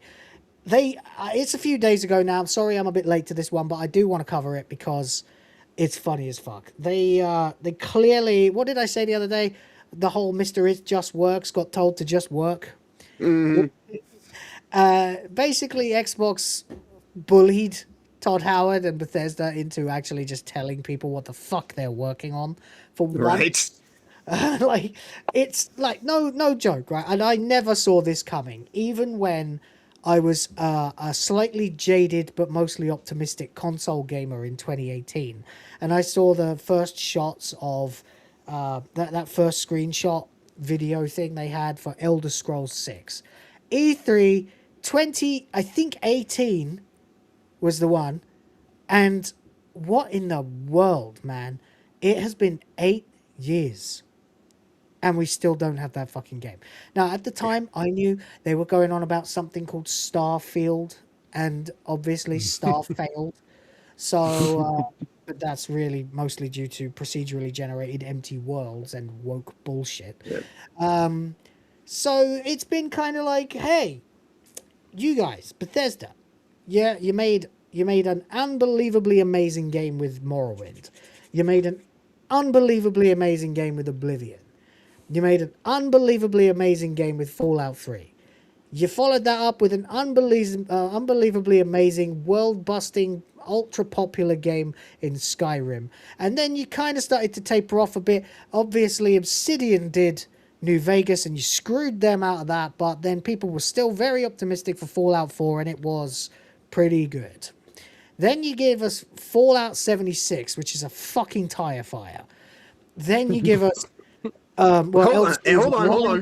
It's a tire fire that they added sprinkles in later years. So, and then you give us fucking Starfield, where you get the joy of telling people your pronouns and doing the same quests over and over and over and over and over and over again on identical fucking planets with different skins. That's right. And not only just your pronouns, but also that you don't even have parents, because you're just like, you know, the cells that were cultured, from some guy, like, you know. Yeah, like... I'm a clone of a man, but I'm a woman. So my pronouns are fuck you. Whatever. And heel versus babyface gained like a fucking massive following of fans from that as well. Right. So it's not good to be Bethesda these days. They are one of those. They're still in the sort of we can save them mentality in the minds of most gamers. I think, You know what I mean? Like, right. You know what I mean? Like when a guy looks at some busted ass tramp and goes, well, "I can this fix is her." well, to get back to that, yes, to get back to the, because I always It's the like cuck chair using again, the yeah. analogy of these as you end up in the cuck chair, and that's exactly because you want to avoid the cuck chair, and when your girlfriend starts fucking around on you, you have to stop, otherwise you end up in the cuck chair. Even if you're not there, you're still there in the cuck chair, because when you come back and they still don't notice, as we were just saying, yeah, don't get in that position, you know. And so like that's what it is with Bethesda already. Like Metro exists. It is a dystopic future hellscape game about an atomic fallout setting. Yeah. It respects its audience. You can play that. There are other things. I'm good with the Fallout games that exist, excluding 76. If I never get another Fallout game, I've got 1, 2, again. Brotherhood of Steel, Tactics, 3, 4, and New Vegas. I'm pretty good. I've got a lot. It's like if Zelda continues to shit the bed, then I'll be fine as well. Right. Anyway, having said that. It is worth pointing out that there was another thing as well. I just want to give this a shout out because we covered it a while back now, back at the start of the year, when Kurt Coleman, the lore master of the Elder Scrolls series, and him leaving Bethesda because Todd Howard fucked him over in terms of he was promised that he would get director of Elder Scrolls 6, I believe. Yep. Or maybe it was Skyrim. I can't quite remember exactly what it was. No, I think it was Elder Scrolls 6, yeah. He was supposed to get the directorship, and he just didn't. And then there was just loads of other shit. Basically, the company ballooned after Skyrim. Right. And it turned into DI hellscape. Corporatists, and Todd Howard no longer actually makes games or even gets involved in the making of games because he's been pulled out into a managerial position that he is ill fucking suited for. By the way, he is terrible in that role. He should be lead designer forever, but you can't employ people to be his boss of that. That is the most asinine thing about corporate structures too, is that rather than just paying people better for the thing that they're already good at, they go and they promote you away to a whole new skill set that generally sucks. Yeah, I don't understand this where it's like a creative game studio, right? And you're going to be like the CEO or whatever it is now, that you are the head of the company. That suddenly means that you don't get to do the thing that got you the fucking fame and recognition in the first place.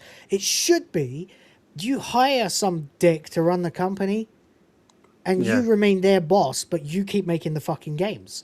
I don't see why they can't do that. Right. It's like someone's over there with a couple of whores and a barrel of cocaine going, no, it's time for you to put on a suit.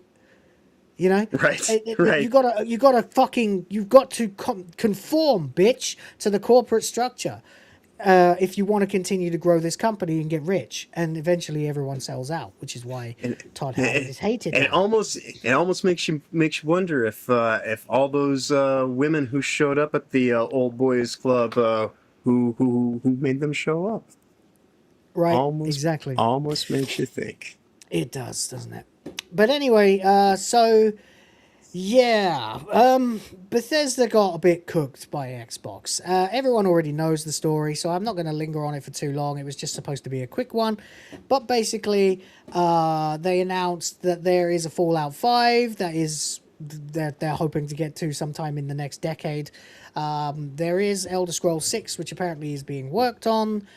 Honest to God, a few screenshots wouldn't go amiss at this point. You remember the old days where you'd get a magazine and it would be like a year or year and a half or 2 years before the game came out and you'd see the first screens of it? What's to stop you just fucking pushing a couple of screenshots, you dicks?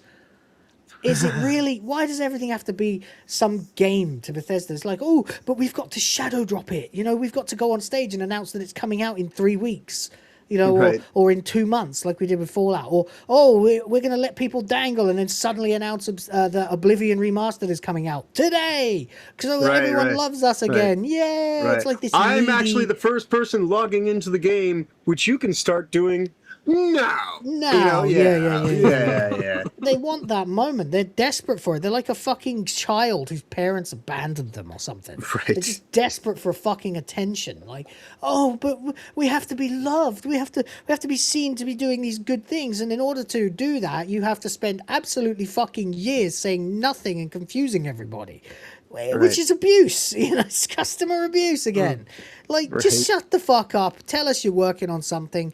Maybe tell us a lie that it's 6 months later in development or earlier in development than it actually is. And then you can still have your little poof, it's actually coming out tomorrow moment. But we at least know that there's something to look forward to in the first place, which will help you, dickheads. Hype is a real deal.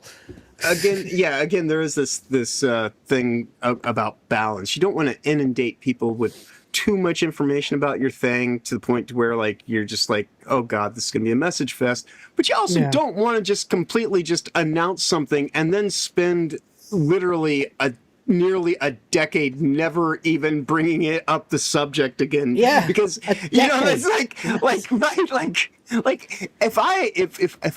if I went and I started a project 8 years ago and said as much about it as fucking Bethesda does with fucking Elder Scrolls, most people probably would think that I'm not doing that project anymore.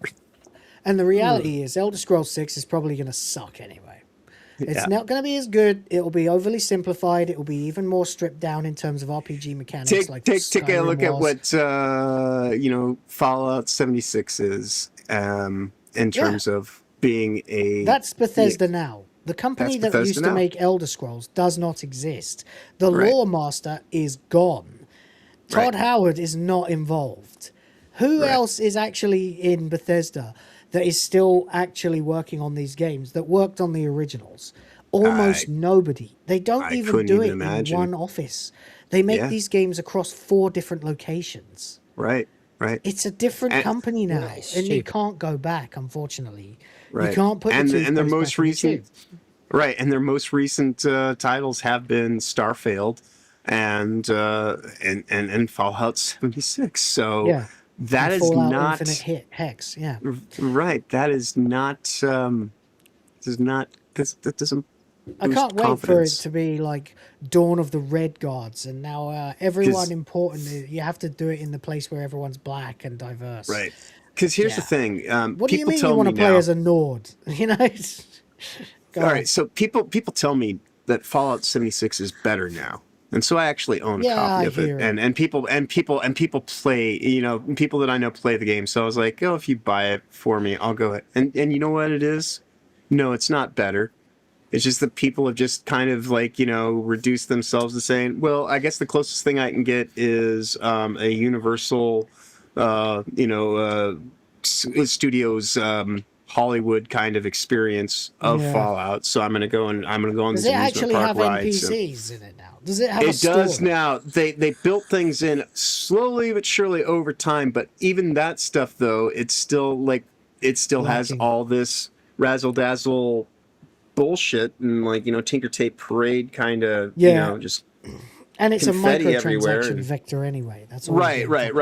And so yes, and Todd was thinking that he was going to be able to just kind of use that as a way to just generate hundreds of thousands, millions of dollars yearly. Just kind of like doing a low scale slum game like we're not Grand Theft Auto Online, but we do well enough that we still have our we still have Fallout whales. We can make a shitload of money just selling stupid trinkets to people that'll run around. That would be an interesting game. Fallout Whales. Yeah, right. How would you know anything had changed? I guess I'm getting harpooned less. Yeah. No, we mean the country Wales. You know? Oh yes. Oh Jesus. You just I walking stand by around my the- statement. I still it's stand by my a statement. permanent autumn, you know. Right. It's just autumn in Wales. It's basically Fallout anyway. You know, You know, that's great because like Fallout London, they're always talking about that. I want to see somebody do Fallout Wales now. Yeah. And it's just Fuck like Fallout London. Oh Fallout man, I Wales, I mate. can't Fallout wait for the Port Cardiff. Talbot DLC. Fallout Right. Cardiff, Fallout Swansea, Fallout Clandrindod Wells. There you go. But What's all this then? so there you go. I mean, this is basically it. But then once again, of course, the day after, Asher Sharma is telling fucking Todd Howard, get out there and fucking tell people some good news, you prick.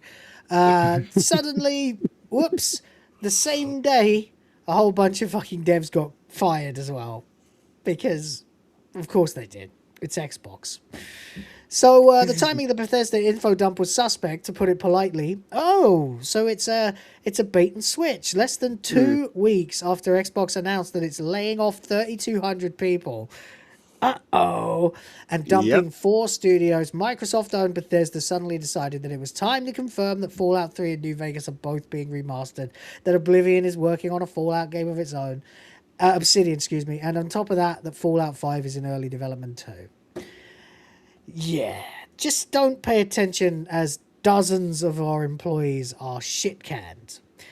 They were told via video call that they were being laid off, the union said in a message on Vanilla Sky.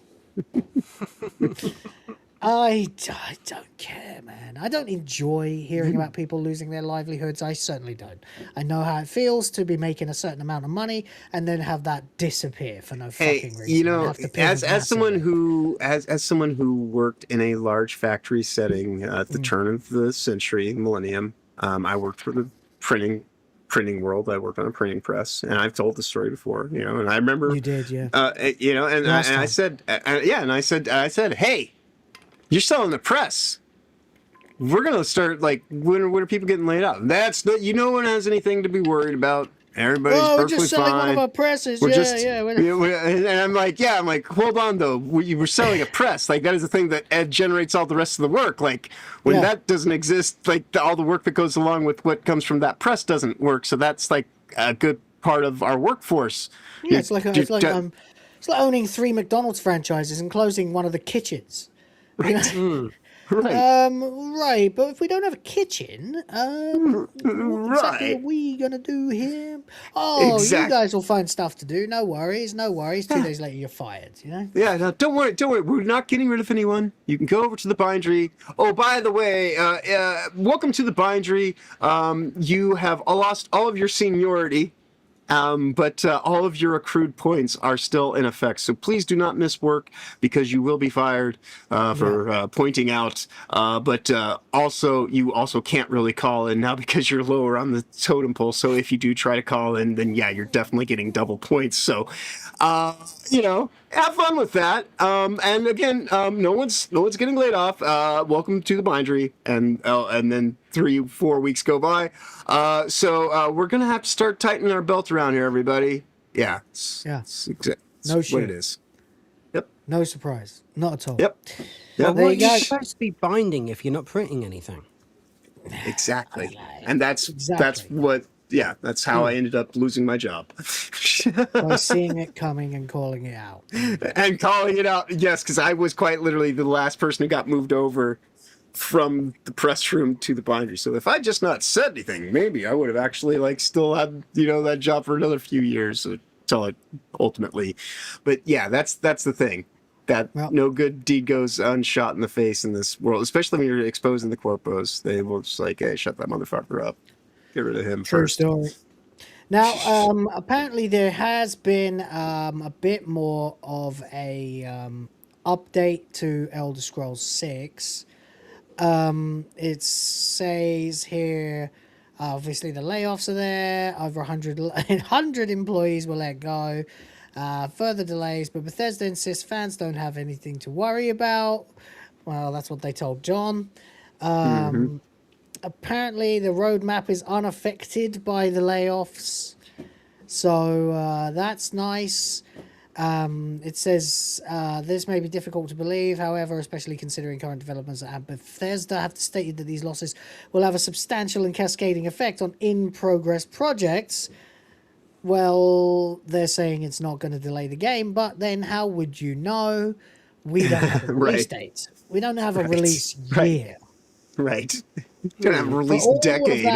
all of that, hey guys, don't look at all these people getting fucking marched out the door. Come here, quick, look at this. Fallout 3 Remastered, Fallout 5, Elder Scrolls 6. Well, I jokingly said it, but quite honestly, we don't have a release decade. It has been 8 years. True. It's been nearly a That's decade, true. and we are less than 4 years away from the next decade. It's true. The next Yeah, fucking- you don't have a Oh, release yeah. era. Can you imagine if it took them 20 years to release the next Elder Scrolls game? Right. At that point in time, it's not even Elder Scrolls 6. It's just like... This is what happens when you get bloated, you know? What you really need to do is you need to look at the company as it was and structure it exactly that way. And then just let them work. That's it. If you need, I mean, what you really need to be doing is getting rid of the 13 levels of management between the devs and the fucking upper management, because all these companies have to have that now. But this is the release date update apparently. So so what does it say? Let's have a look. Blah blah blah blah blah. We're worried about la la la la. Bethesda's word. The update from Bethesda. What's the release date? What's the release date? There's no fucking update on the release date. They're just saying they're not going to be fucking delaying the game. But that means, like, how long is a piece of string? Well, don't worry, I haven't cut the string. Okay, but how long is it? This is the Schrodinger's cat of fucking gaming right now. Like, is it a game or is it not a game? I do not know. What a shit show, man. It's just, like, look at this. We've spent an hour and 40 minutes just talking about how fucked the gaming industry is. It's absolutely beyond the pale at this point. Just do yourselves a favor, gamers. Taper your expectations. Get a fucking Steam account. Get a fucking PC worth of damn, right? And get some friends that you can have, like, you know, good fucking, like multiplayer games people. with and things. well, play games by the yourself. good things Play a that lot of you games by yourself, but also do find like at least a few people that you know who also have online counts that you can do shit Just like play that your- with from time to time. But people that you already know, Get yourself a but Genesis people, or a SNES. but people that you already know because randos on the internet in 2026 just not with Yeah, you're likely to end up getting transed or something. Anyway, and you know what you really can do though, if you really, really, really want to, is sign up for Final Fantasy 14 because we're going to start playing that soon. Yeah, streaming it and going through the whole main story quest, all of it, all the expansions. So there you go. Details will start to come out a bit. Be forthcoming. But that's it then. The gaming industry is it's an unmitigated catastrophe all around in every fucking direction. Whether it's hardware, software, prices, media, everything's fucked. It's completely fucking awful all the goddamn time. So my prescription is literally just go back to basics. If all of this gets you down, literally just find any fucking machine that can play a game that you might like, secure a copy of it and play it and stop worrying, because it's not going to get any better. It's going to dissolve in the next 5 years, and that's quite a conservative estimate. It more likely will be quicker than that, but the industry will crash completely.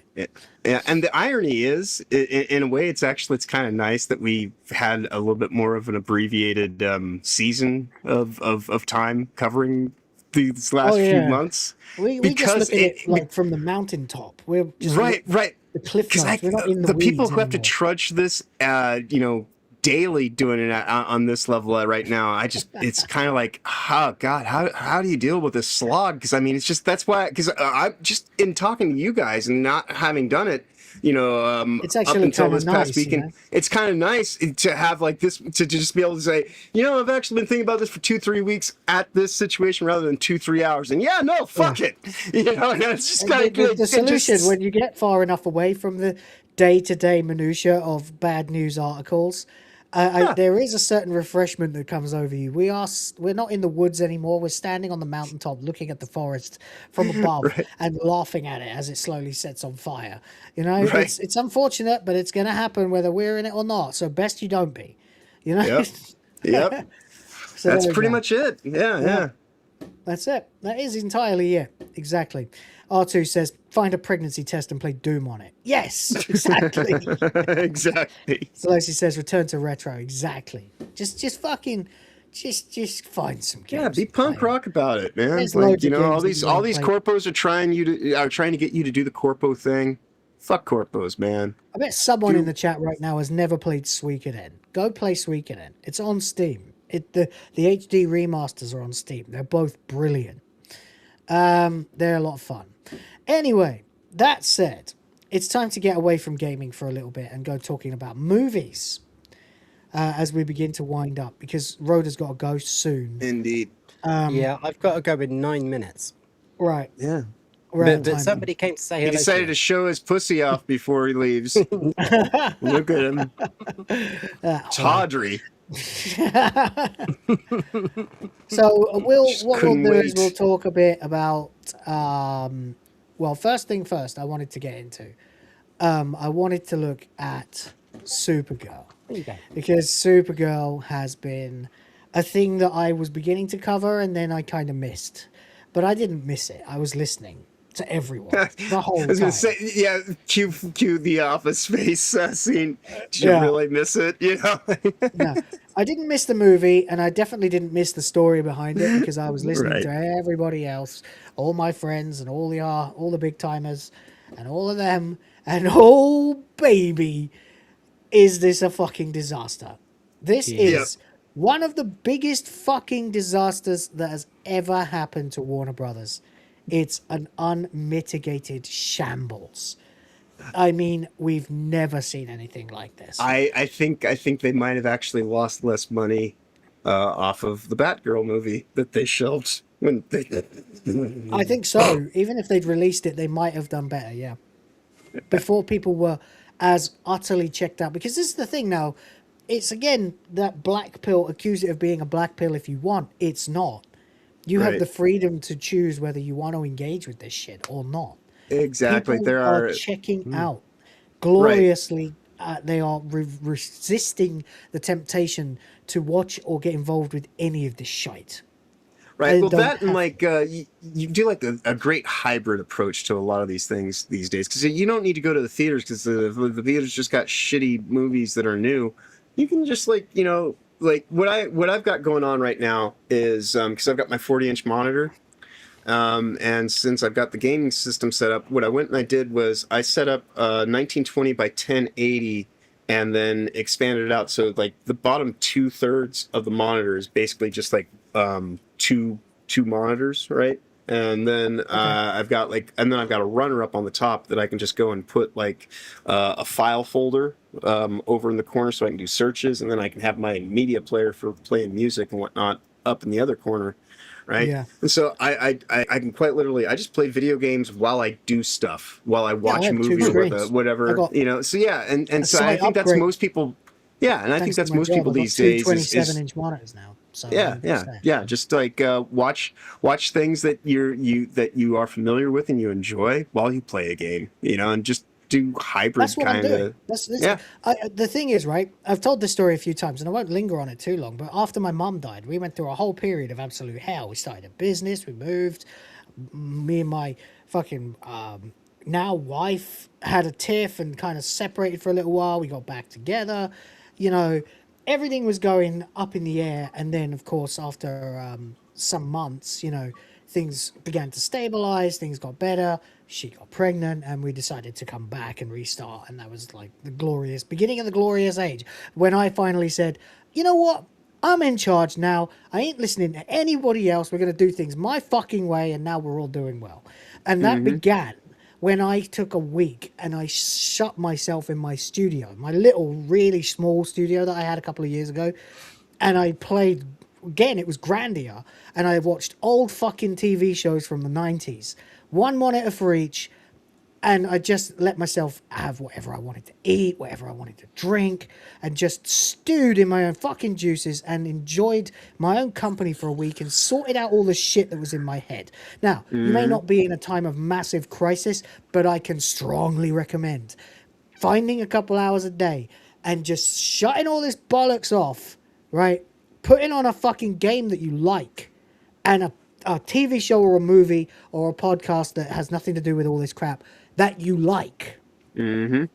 Just literally do yourselves a favor and find some time every day to turn off the crap that irritates you, that you feel sort of honor bound to, and do something that just makes you happy.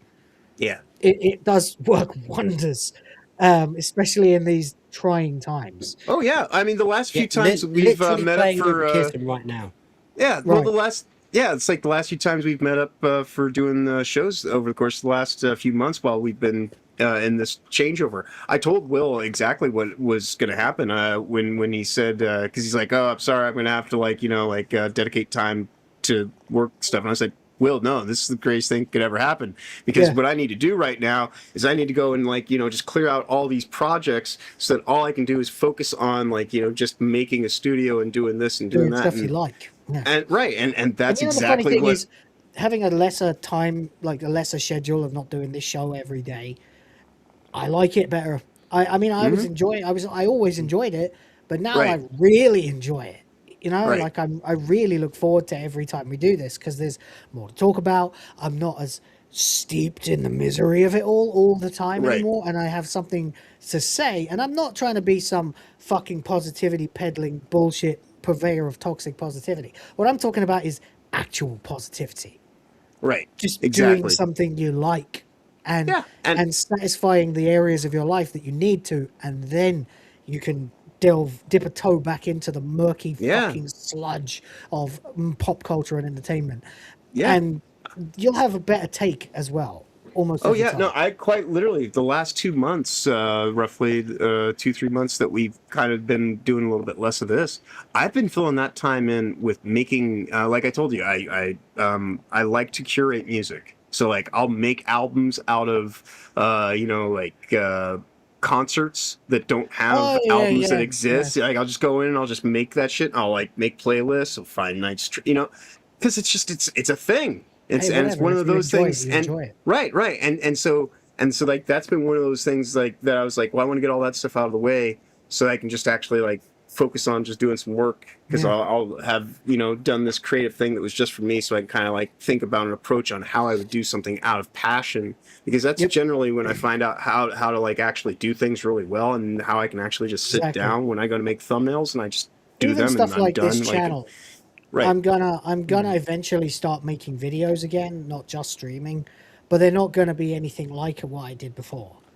They're not gonna be 3 videos a day, 10 minutes me reading an article. Fuck that. I am so tired of that. It's going to be, I'll literally spend 2 months working on one video and it drops when it drops. Right. And it'll have something it's the thing that you enjoy doing. Right. It'll be worth the hearing what I have to say. Because I'll have thought about it. Right. Because my time spent, in the course of being a guy on streams over the last few years, because there's still people who have that stigma. They're like, John's not a streamer. Well, that's cool. As a guy who's on a lot of streams, what I have learned is that people do actually pay attention when I make VODs about stuff that you can do with open source software and hardware solutions and weird kind of, so that's the stuff that I'll be making. And then because I can just do that at my own discretion, because I'm doing shit that when people look at it, they're like, I don't even, what? So it kind of, I present people a unique venue for, the only way you're going to see this is because I'm weird enough to be doing this shit on a camera. And so and so that's the approach. Because again, you want to get out of as you say, the get out of life, the balance, what you put get out of don't get black-pilled. Don't get black-pilled on any of these things. You know. And to be fair, I'm now feeling fresh enough to say, fuck PlayStation, fuck Microsoft, fuck modern gaming. Because you have more than enough time to fill it with already, because the life is so full and abundant to begin with. What I want, I'll find it somewhere else. Yeah. If modern gaming can't give me the satisfaction that gaming used to, then I'll play retro. Yeah. I'm going Indeed. to think about my fucking self. Screw these companies. Yeah. You know. And You've gotta go, speaking right? of, I actually do need to go now. All right, buddy. No Would you like worries. to give people a bit of a promo or anything like that? Yeah, sure. The hours I'm on at the moment, I'm generally available at the times that you stream, so I should always be available for that. Find me on Noise Pollution Show, usually only on Thursdays, occasionally on Mondays, and we try to do at least one Shite Ghost panel show on my channel a week, but that's random days depending on what I'm working. And me and Sardoc are currently right towards the end of Tomb Raider 2. We're instead of trying to run concurrent streams, we're going to just do one game at a time. So right, we'll probably finish up. We'll probably finish up the other games that we started before we start Tomb Raider 3. I think that's a good idea. I really do. That will be what it is. I actually think also that the whole FF14 thing, it might work better. I'm not sure if it will be something where we can do like a couple of hours a week, because that's kind of crap. What I'm thinking is it might be 6 hours or more on a day when we don't have anything else to do that we can set aside when we can do it. Yeah. And then we'll just my 2 hour streams seem to last about 6 hours, because like when I start doing something, I don't really stop. So it's one of those things where I'm sort of like, okay, if I'm going to do a stream with the boys playing FF14, I'm taking the day off. I'm going to notify people a couple of days in advance that I'm going to be on my computer for like 6 straight hours. And then that way I don't have everything else moves around that. So that might be a better way for me to schedule it. Anyway, Rhoda, thanks for being here, buddy. Have a good time at work. Throw out a Guardian. I'm off to band rehearsal. Oh, band practice. Thank you for showing everybody your pussy before you go fret away your afternoon, and we will talk to you later. You see what I did? Yeah, I did that for you, Rhoda. Take it easy, buddy. Have a good one. Take care, guys. Slap of the bass. See you later. Indeed. You know the best thing about all this, John, is Supergirl is such a shit dead fucking movie that we turned it into a self-help promo instead of even mentioning a fucking word about this movie. This thing's been on the screen for like 10 minutes and we haven't said a fucking word about it yet. That's how great this movie did at the box office. I always want to clip it now and just have that be the end of the clip. You just literally clip it, put it on the channel and call it Supergirl Review. Yeah. Anyway, right. So, Supergirl did actually worse than anybody could have possibly imagined. No matter what you thought Supergirl was going to do, no matter what I thought Supergirl was going to do, no matter what FNT or anyone else thought fucking Supergirl was going to do, Supergirl is dead. Supergirl had the most humiliating fucking box office. We were talking about $800 million earlier on. They did 37. Yeah, I mean, it not only failed, weekend. It has now effectively put the writing on the wall for. Oh God, DCU. yeah, it's the end of James Gunn for sure. Yeah, no way. It don't matter. It doesn't even matter what happens with Clayface at this point in time. It don't fucking matter. I don't even know if that can't even save him at this point, because it wasn't even supposed to be connected to begin with. They just decided that they were going to make it connected now. Because they're already scrambling and they already don't like completely off the rails. It's fucking done. Curtains. Okay, so actually no, Clayface will come out. Yeah. Clayface will come out. It's already getting like the trailers and everything are already. It's coming out fairly soon. But what I'm saying though is even if it comes out, it's too late because it's Paramount deal is set for next June. So we still have a while to wait for that. But regardless, $124 million worldwide as of 3 weeks. An absolute catastrophe. An absolute catastrophe. 80% drop. Yeah. Week on week. Yeah. 77%, 69%, 61%, 60%. And it's not really changed. Yesterday, they made $85,000.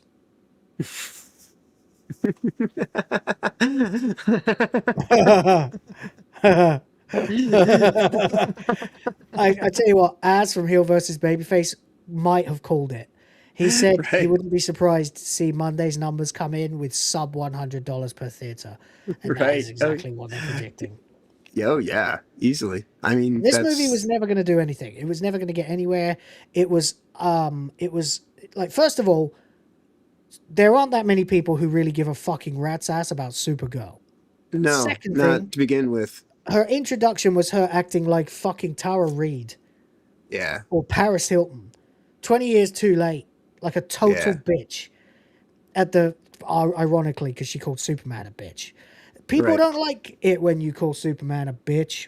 That didn't help. Then, of course, it was Pride Month. So they crowbarred all the LGBT propaganda they possibly could into the promotion of this fucking movie, and it has been an unmitigated disaster. Like the worst fucking disaster I've ever fucking seen. Like, to put this in perspective, right? Superman 2025 came out of it and still had the hypnosis haze over me and thought, it was pretty good, you know, it was a lot better than Man of Steel. And then I thought about it, and within a couple of days I was like, oh my God, they ruined Superman. Oh yeah, no, I remember watching, actually being here with you as the change happened, because as it happened, because I watched you talking about it. I started off the review 6 out of 10. By the end of the review, 3 out of 10. Right, and then a few days later, within conversations that we had, it was like, it's like, nope, never mind, never mind. It was an interesting social experiment, actually, watching me try to review that fucking movie. Right. Anyway, that's not really the point. It made $615 million worldwide, from a budget of a $225 million reported and $125 million worldwide marketing campaign, totaling $350 million initial investment in literally the just the launch and marketing. That doesn't count distribution or overheads or anything like that. So cut it in half for the take coming back, and you've got what, $175 million. Yeah, and all that 165. Excuse me. $167.5 million. Yeah, and all of that was before today, where if you haven't already seen it, which, to be honest, you haven't already seen it, you can now continue to not watch it on digital. Yeah, I know. It's like we said with Supergirl. It's like you missed it at the cinema. Now it's yours to miss forever. Exactly. That's right. That's right. It is out of digital as of today. That's right. It is. That's right. Toasty says, like, share, follow. That's right. Yeah, it's our birthday, by the way. You know, you can celebrate. You can help us hit the limit, see some boobs. We're only at around, 10% at the moment. Womp womp. Anyway, comparing the studio's $308 million cut, after all is said and done, you cut that number 615 in half, it becomes 308. That's the number I was supposed to cut in half. They lost $42 million in the red before you count any back-end residuals. That was Superman. Right. And then they decided to actually follow through with Supergirl. Supergirl had a reported budget of $170 million, which it definitely wasn't. It will have been more than that. It's always more than that. Mm-hmm. And right now they're 50 million under the reported. And that's before we even factor in advertising costs and all that. And it's just like, it's that's not good. Well, the actual reality here is that the worldwide box office is in fact 0.7 times the production budget, which is actually the gross. The actual studio cut will once again be half of this. Right. Which means that they're going to get $62 million back.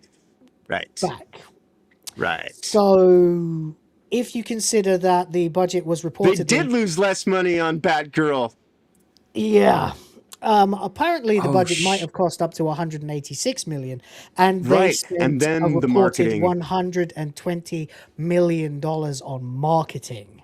Yeah, and the marketing equated to what looks like a penis. Yeah, and a bunch of stupid puff pieces where people talked about being gay and shit. Right. So the actual total cost is as much as 306 million.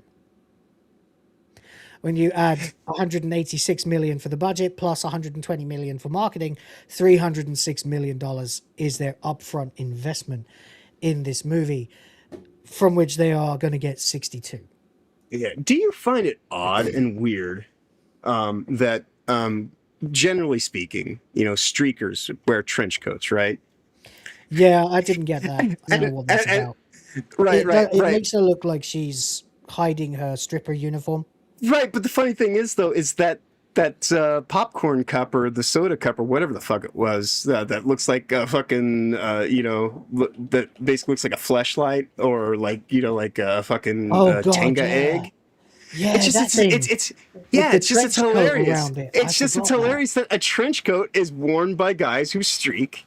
And then it's also being made to look like a fucking like a fucking fake dick. With the trench coat on the back of it, the trench coat. Proper looks like a foreskin. Yeah. Yes. Like a loose. Which is weird. That's a weird connection. God. Oh right? God. What are you doing? Right? It's like there's some kind of weird there's some kind of subconscious there are Manchurian candidates getting fired off from this thing. There's some kind of psyoptic thing going on. That's all I'm saying. This is weird. The back of that thing is a fucking penis.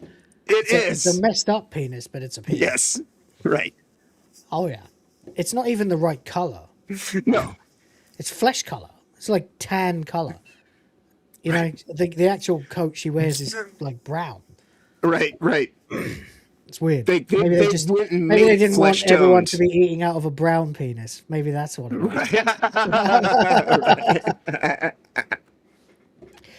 Regardless, that's got to be one of the worst popcorn buckets since the fucking sandworm one that came out for fucking Dune 2. Anyway, so we're actually looking here then at a loss of you know what? It's because of her last name. What? Alcock. Oh, that's what it is. Yeah.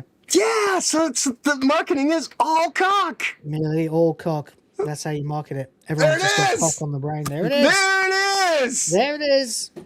But yeah, so from a combined estimated actual total budget of about $186 million, plus a marketing budget of $120 million, dividing the worldwide box office in half for a total of $62 million, you are left with a deficit of $244 million. They are going to lose at least $244 million on this movie. Yeah. Like I said, they did lose less money on Batgirl. They lost more money on this than it cost to make it. Yeah. They had two Batgirls that they didn't avoid.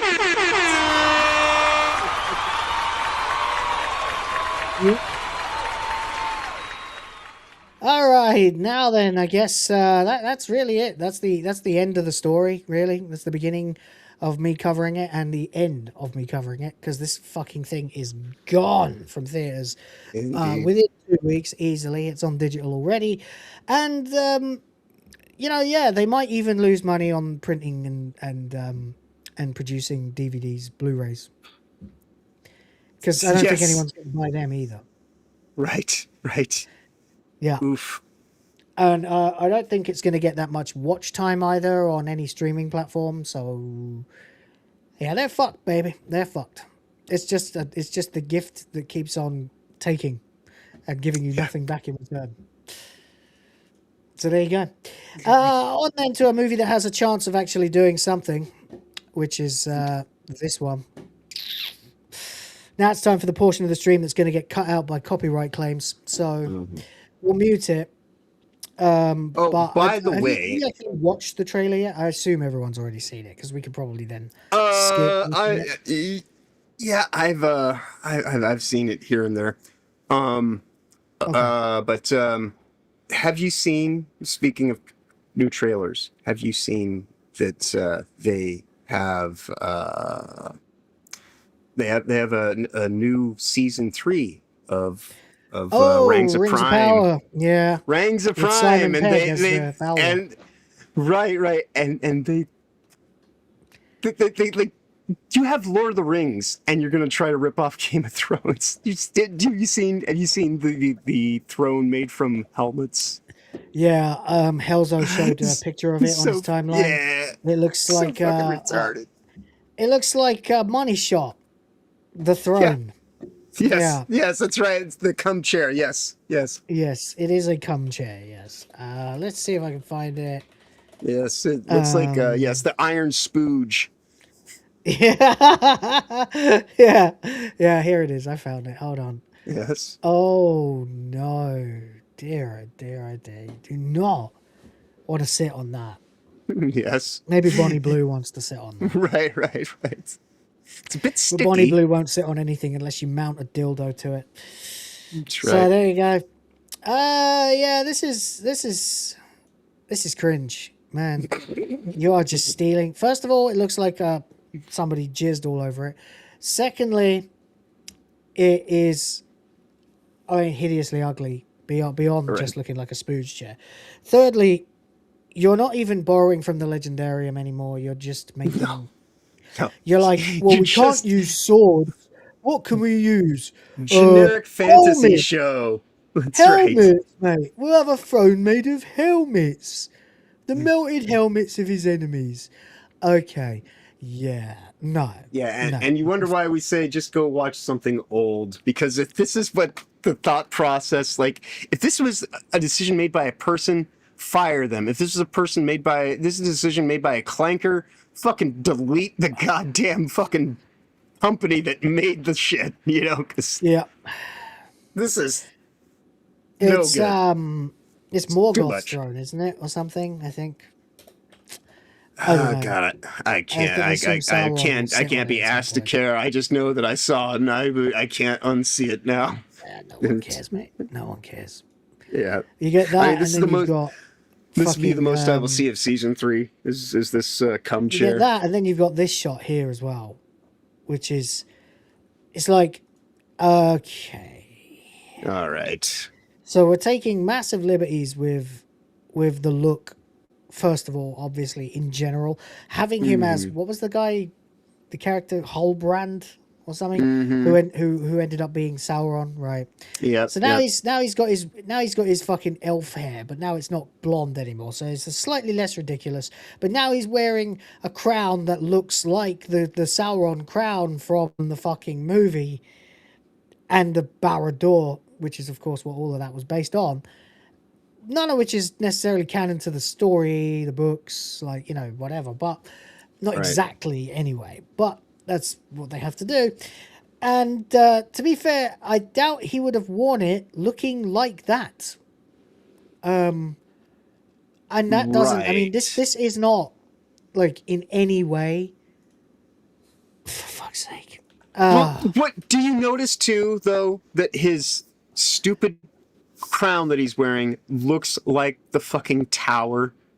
Yes, exactly. It looks like yeah, I mean, it's so fucking, like, I mean, like, beyond the pale of it's so like, ham-fisted, right? Yeah, it's like does he even have the tower yet? I don't think so.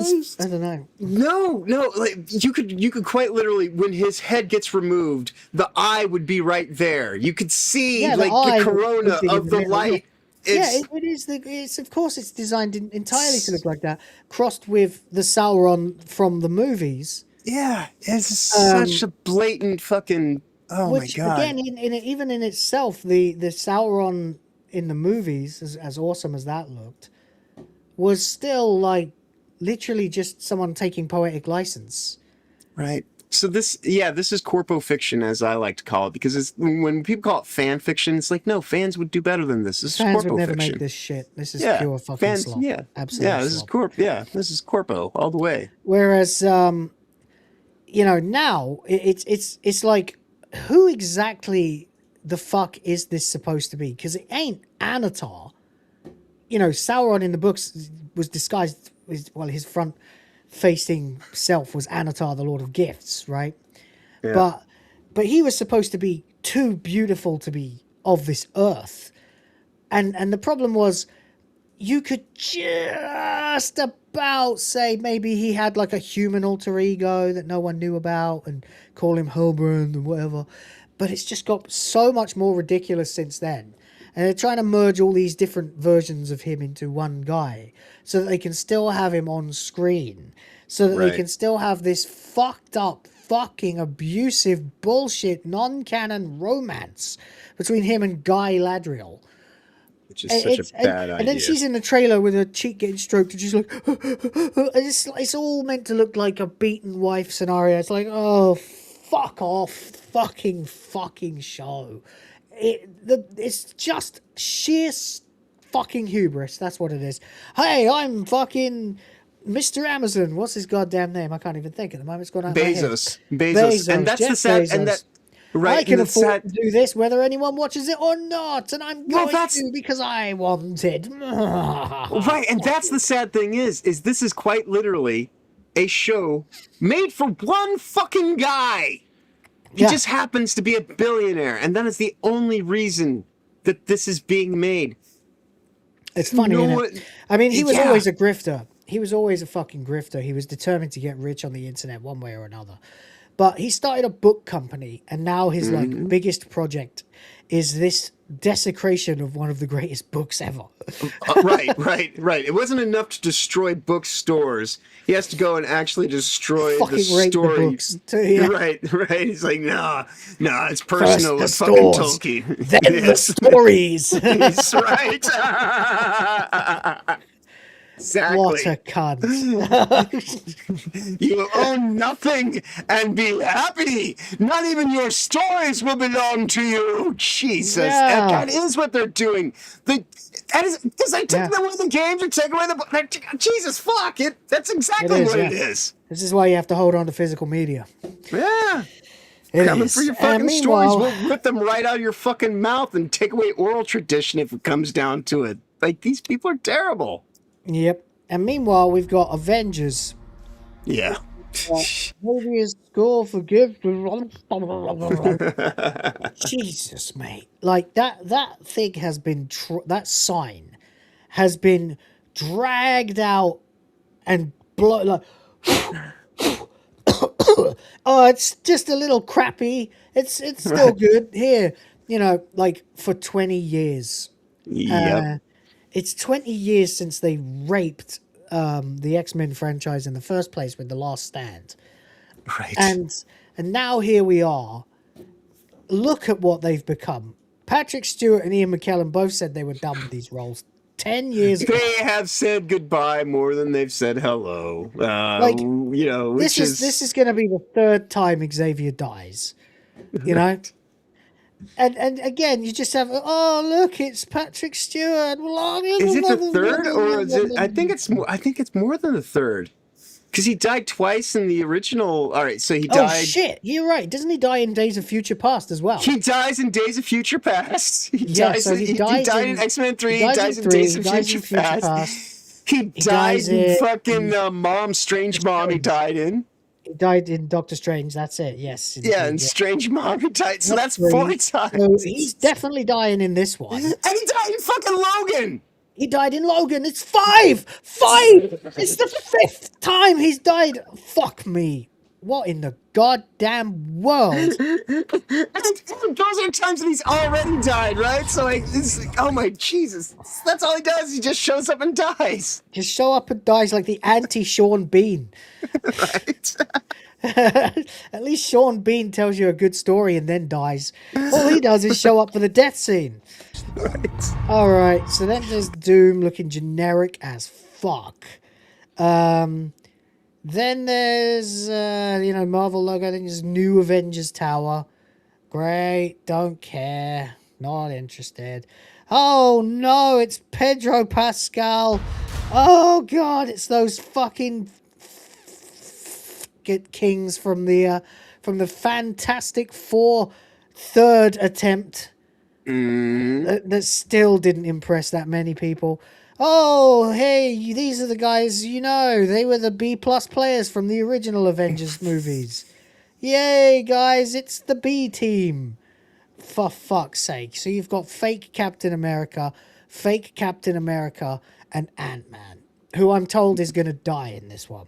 Right, which is basically fake Paul Rudd at this point in time, because... Paul Rudd is a pod person at this point, man. That guy... There's no way you can be acting as long as he is and still look like he's just walked off the set of fucking Clueless.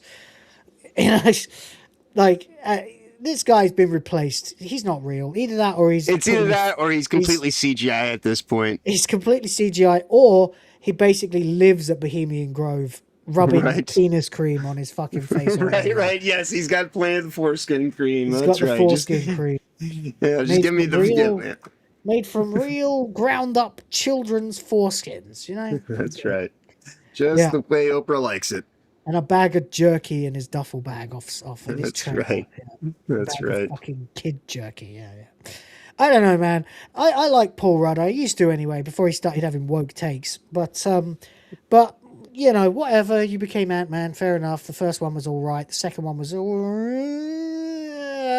The third one was garbage, cancer, absolute fucking eye rape. Here's Thor, guys. Look, it's the last remaining actual Avenger. It's literally, of the people in this room, there is one. Right. You don't have fucking Hulk. He's off cameoing in Spider-Man. Oh, that's why I don't want to see that movie. Mark Ruffalo. Fuck Mark Ruffalo. Yes. But anyway, so yeah, he's not in this. You've got Steve Rogers, but he's not actually playing Captain America. They're calling him Captain Shirt Pants. Have you seen this? I think it's fucking great. I think it's the best Captain Shirt Pants, because that's literally all he's dressed in the whole time. So yeah, none of the B team there are from the original lineup. None of the Fantastic Four. None of the Thunderbolts / New Avengers that bombed as well, by the way. Absolutely none of them. So he's not there. Steve Rogers is not really going to be himself in it, or he is, but he won't be he's not Captain America. Iron Man's dead. Black Widow's dead. Hawkeye, no idea. Don't know what they did with him. The show was 4 years ago, something like that. It was fucking terrible anyway. Whatever. But whatever. Anyway, so you have literally Thor here, who, by the way, has been retconned to no longer have the long blonde hair that he grew back for fucking Love and Thunder, or rather Thud and Blunder. So they're retconning and undoing Thud and Blunder, thank God. But there we are. He's back. And you've got Wakandans.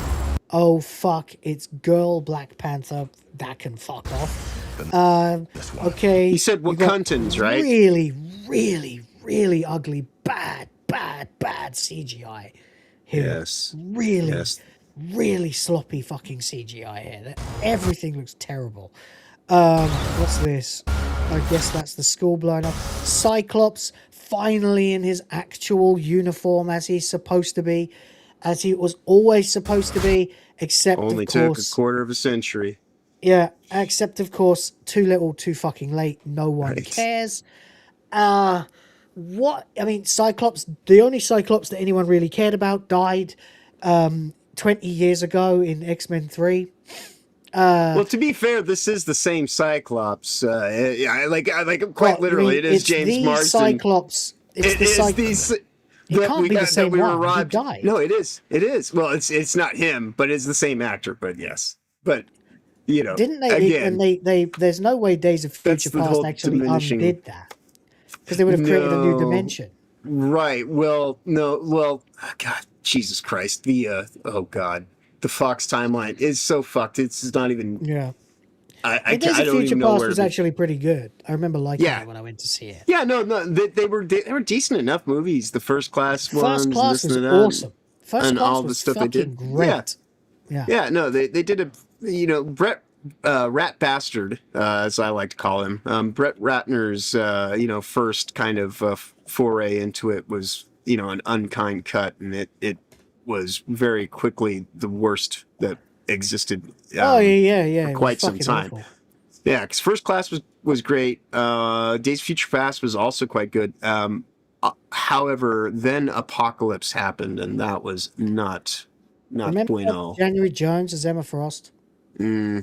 Yes, I do remember her.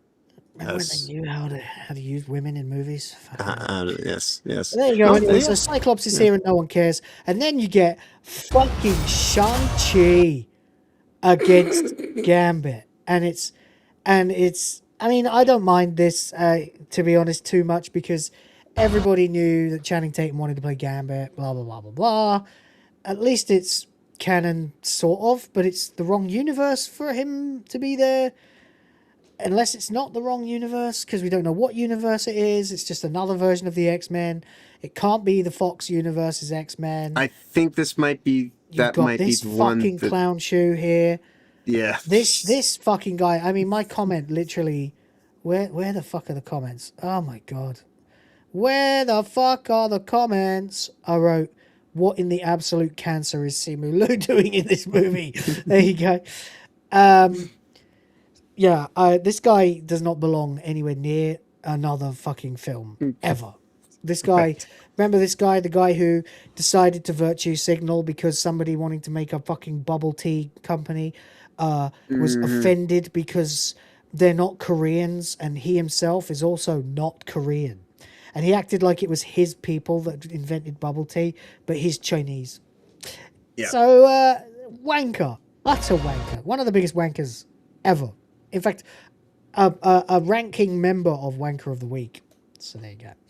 Okay, we got her. Oh shit, this thing. Yeah, what is that? Oh Jesus. What is that? This What is that? That's not fucking Mystique, buddy. That's no, this is Mistake. This is Mistake. Mistake, yes. This is Mistake. Yes, of course. Yes. Dude, I mean, you had Rebecca Romaine, you know? And to a lesser extent, Jennifer Lawrence, the father of modern cinema. Yeah. Well, I mean, technically, this is Rebecca Romaine as well, but this is also Rebecca Romaine as Mistake instead of Mystique. I mean, she's old, her hair looks ridiculous. You had young, hot Rebecca Romaine. Just make her look like she used to again. It's not even that difficult. Yeah. It's not. She used to look like hot, you know, in a kind of a I wouldn't want to stick my dick in that meat grinder kind of way. But still, you know, from afar, you're kind of like, yeah, I get it. Fucking. But yeah, no, this is not good. This is like some kind of like Karen hair. It's like it's not good. You had Rebecca Romaine when she was a model. You had Jennifer Lawrence when people wanted to fuck her, right? And in both cases, they managed to get it relatively right. You know, they're playing effectively what was supposed to be the same Mystique at one point. They both had the slick back hair look. It was really cool. You know, they didn't make the marks on her face too horrible. And now we've got, you know, mutant Karen. Right. It's awful. Absolutely awful. Yeah. The transformation looks like shit too. Like the pixels on the transformation are shit.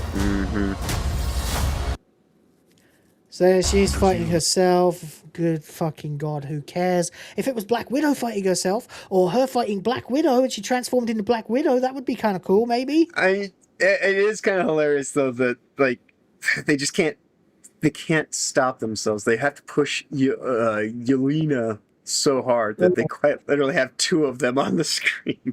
You will like this woman. Yep. Do you There's accept like- her yet? There was like a meme of Florence Pugh like a while ago. I remember it. It went viral, and it was like this picture of her standing at like an award show with this huge cleavage, and everyone was like, "Well, you know, it's not too bad, you know, blah blah blah." And then I remember everybody just absolutely shitting on the person who posted the meme originally because it was a AI to give her bigger tits. She doesn't actually have big tits at all. So there you go. But that's not really all I care about. It's just worth pointing out. Then we've got Ian McKellen, ladies and gentlemen. It's Gandalf. It's fucking Jesus Christ, Magneto. It's old man Ian McKellen once again. Yeah, that's right.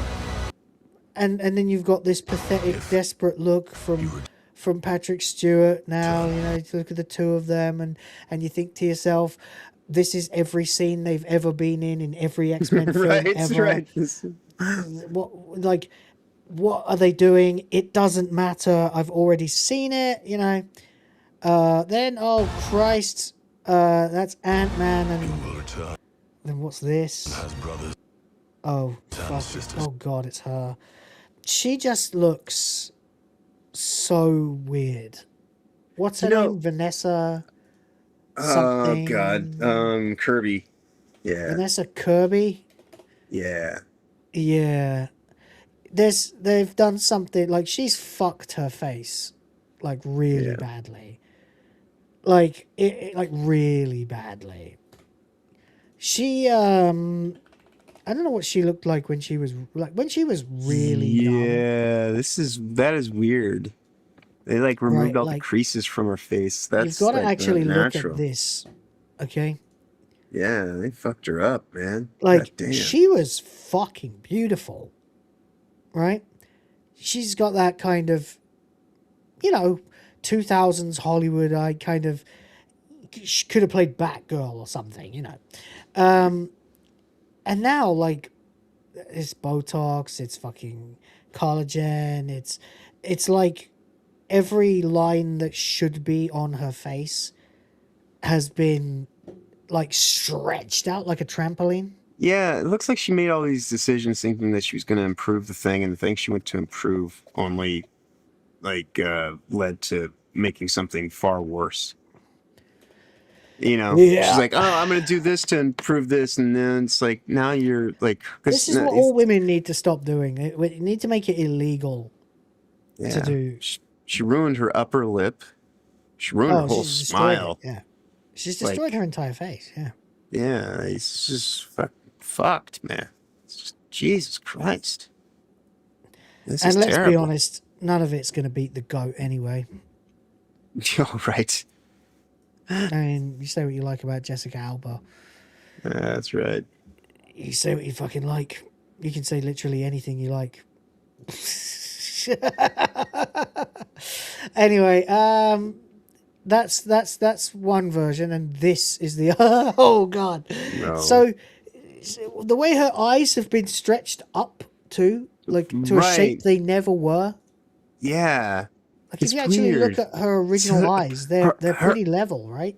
Right. It's like it looks like they turned her eyes upside down in the socket, and like just left God, her. That is what it looks like. Yeah. You know, that is weird. Face. That is so strange. Yeah. And of course, you know, you're not allowed to have anything even slightly revealing about her costume. Right, or anything like it. Yeah. She looks weird there. The hair doesn't look like blonde. It looks grey. Right. She looks, this is the worst part, right? The worst part of all of it is that Vanessa Kirby is how old? She's mid-40s. She's younger than me. She's 38. Oh, that's right. She'll be in her mid to late 40s by the time they get done on the contract. They That's right. Yeah, that's right. She is 38. Yeah, it's her bitch, Reed, that's and that is in his what is he's already in his mid-50s, right? Who? Pedro? Pedro? Yeah, he's like 50 odd, yeah. Yeah. So I mean, yeah. That is an old group of new people to bring in to usher in the next however many years of this is not going to turn out well. I mean, it'll still make now this on money the other hand, this is how you age. There we go. You just embrace what you look like. You know, she wears a little bit more eyeliner these days, Liz Hurley. But her face is still her face. It doesn't look like she's done anything to it. And she looks beautiful. Whereas this, God, Jesus Christ. Seriously, like in this shot, she looks 60 with Botox. It looks like they cast a woman at 58 years old or something and Botox the shit out of her. Yeah. Her eyes stick out further in space than her cheekbones do. And her cheekbones are angular now as well. Right. It's like a low poly version of a fucking Jesus. Right. Yes. Yes. It just looks terrible. Terrible. This looks like a PS2 model version of the. I don't need. I want the high poly from the cinematics, not the in-game low poly, please. Yeah. Thank exactly. Anyway, so of course then you've got Letitia Wright, is it? Yes. Yeah, who I'm sorry looks like a boy here. Yeah, I mean, like of the people that work on these movies, she is probably the person that I have the most common ground with in terms of just where her mindset is on the world and the things that she agrees with and does not like, which is part of the reason why she is not going to continue to be pushed, because they would have probably still tried to continue to push her had she actually pushed the message, but she was actually she was not a fan of COVID restrictions and whatnot. So so she is not getting fully pushed, but she's still here as basically just a way to transition over to that kid they aged the fuck up to be young, the T'Challa's son, because they are not going to recast Chadwick Boseman, because fuck that noise. That would just be the easiest thing to do, even especially in a multiverse. It's pathetic that they wouldn't do that, isn't it? Right, pathetic. Especially in a multiverse saga at this fucking point, the fact that you don't makes it even worse. That all these other people show up, and the only one guy who doesn't. By the way, is it that hard to make a woman look a little bit feminine? Right. I mean sorry, but not only is there minimalist makeup, but like the hair, everything. It's like they've done out of their way to make her look like Will Smith's son. You know, and is she balding? Well, it's just black hair, isn't it? That's just what happens to it when you start putting in cornrows and shit. That's what it looks like. That's why half of them have weaves and wigs and shit. So yes, right. You have to kind of like put in filler to build back a lot body of black into women it. have like receded hairlines. Yeah. Anyway, so there she is, and there's the other one. Oh fucking hell! Yeah. That shot absolutely looks terrible. By the way, have you seen look at the CGI on there? Like what is with the ash?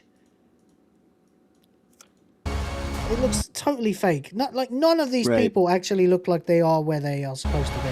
Oh yeah, no. This was all assembled. Like these people were shot in like 7 different locations and constructed together over in 3 different locations on 57 different computer workstations.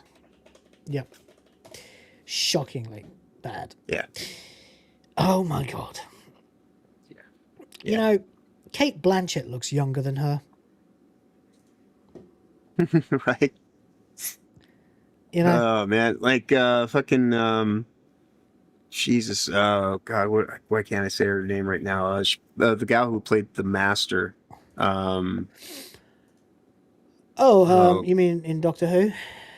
No. The Master in Doctor Strange. What's her name?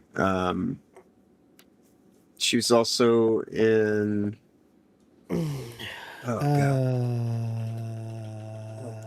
God. You mean Tilda Swinton? Yeah, Tilda Swinton. Yeah. Yeah. She looks older than Tilda Swinton. Yeah, she does. Yeah, she looks fucked. Absolutely fucked. Like it's a wreck of a face. Anyway, then you got is that Namor? No more. No more, you bastard. So there we go. Then we got Thor again with the shitty fucking effects and CGI. And then you got Doom. And then he stops he stopped the fucking axe with one finger or two fingers. Oh, he's Goku maxing. Look at that. That's the axe that cut off Thanos' head. You know, Jesus Christ. Yeah. And he went for the head and it wasn't effective. That's the axe that could resist the fucking Infinity Gauntlet. You know, Jesus Christ. And then you get a look at God, it looks so bad. And then look at Downey Jr.'s eyes. Yeah. For a second. Because the rest of it he'll just be doing voiceover. Then you get your standard thing. You've got to have the scene where a Chris Hemsworth standing against a green screen and of course Chris Evans standing against the green screen. And the only way he knows it's him is because the hammer accepted him. Oh. That's right. And the only thing that's bringing them harmoniously together is the fact that everything is stitched together by computers and the hammer is also computer generated. So, like, in essence, they're all in the same virtual space. Yeah, it just looks so fucking terrible. And then, of course, you've got this pathetic attempt to rebrand IMAX. What's that? Like, right. And then you got this, which is just hilarious because I don't know. The Odyssey has shocked a few people. It might do well. I don't think it will have a very good. I don't think it's going to have good legs. I don't. think opening weekend it'll do. Oh yeah. I don't think it will do badly. I don't think it's going to bomb.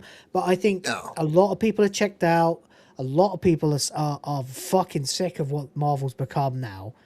Right. Like a significant number of people in the Marvel audience have had it fucking enough of Marvel now. So, you know, it will lose us as a severe chunk. It might do similarly to Infinity War, maybe, if it's extremely lucky. If they're extremely lucky and they rely on inflation getting it back to those numbers. Yeah. Whereas the chances are it'll do a few $100 million in the opening weekend.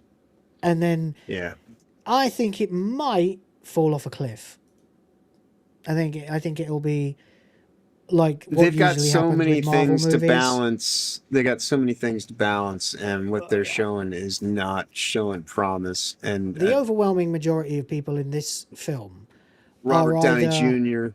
Yeah, I mean the overwhelming majority of the characters that are in this film are either total nothings you don't care about at all, or bastardizations of something better. Yeah, remember when... Or diversity fucking fuck-arounds. So. Right, remember when Mickey Rourke was going to be Whiplash? We all thought, hey man, this is going to be pretty cool. He's been doing some really good work in movies lately. He's going to be Whiplash. And then he was Whiplash, and then we heard his terrible Russian accent. And all of a sudden we were very much like, oh no, oh no, I have a feeling that Iron Man 2 might not be so good. And then it came out, right? And it was not. And board. Right? Exactly. And that's kind of how I'm feeling about Robert Downey Jr. right now. I'd still Karma. watch Iron Man 2. Karma, basically anything from Phase 4 or Phase 5. Exactly. But the karma is, I guess the way it rhymes is that now he's the one who's got the bad fucking, Middle Eastern accent that's just, kind of got me a little bit kind of like checked out of the movie. Like, oh no. 53 million views.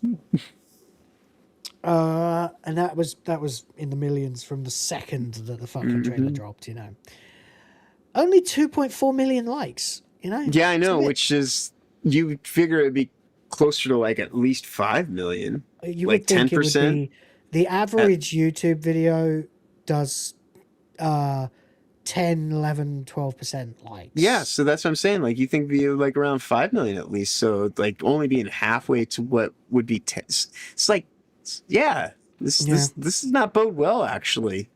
Now, don't get me wrong. Like the ratio, I mean, it doesn't. It's not everything, but you've got 91,000 downvotes, right? Which doesn't sound like a lot, It really doesn't. But it's not so much the fact that like it's being ratioed or anything like that. It's just you'd expect those numbers to be far higher because the hype is not there now the way that it was. No, it's not. It's not event cinema anymore. Because I mean, like, if you're sitting here saying 54 million views and only 2.4 million affirming and only 2.5 million overall, 5% of the people give one fuck or another, either in the positive or against it, and everybody else is just meh. Yeah.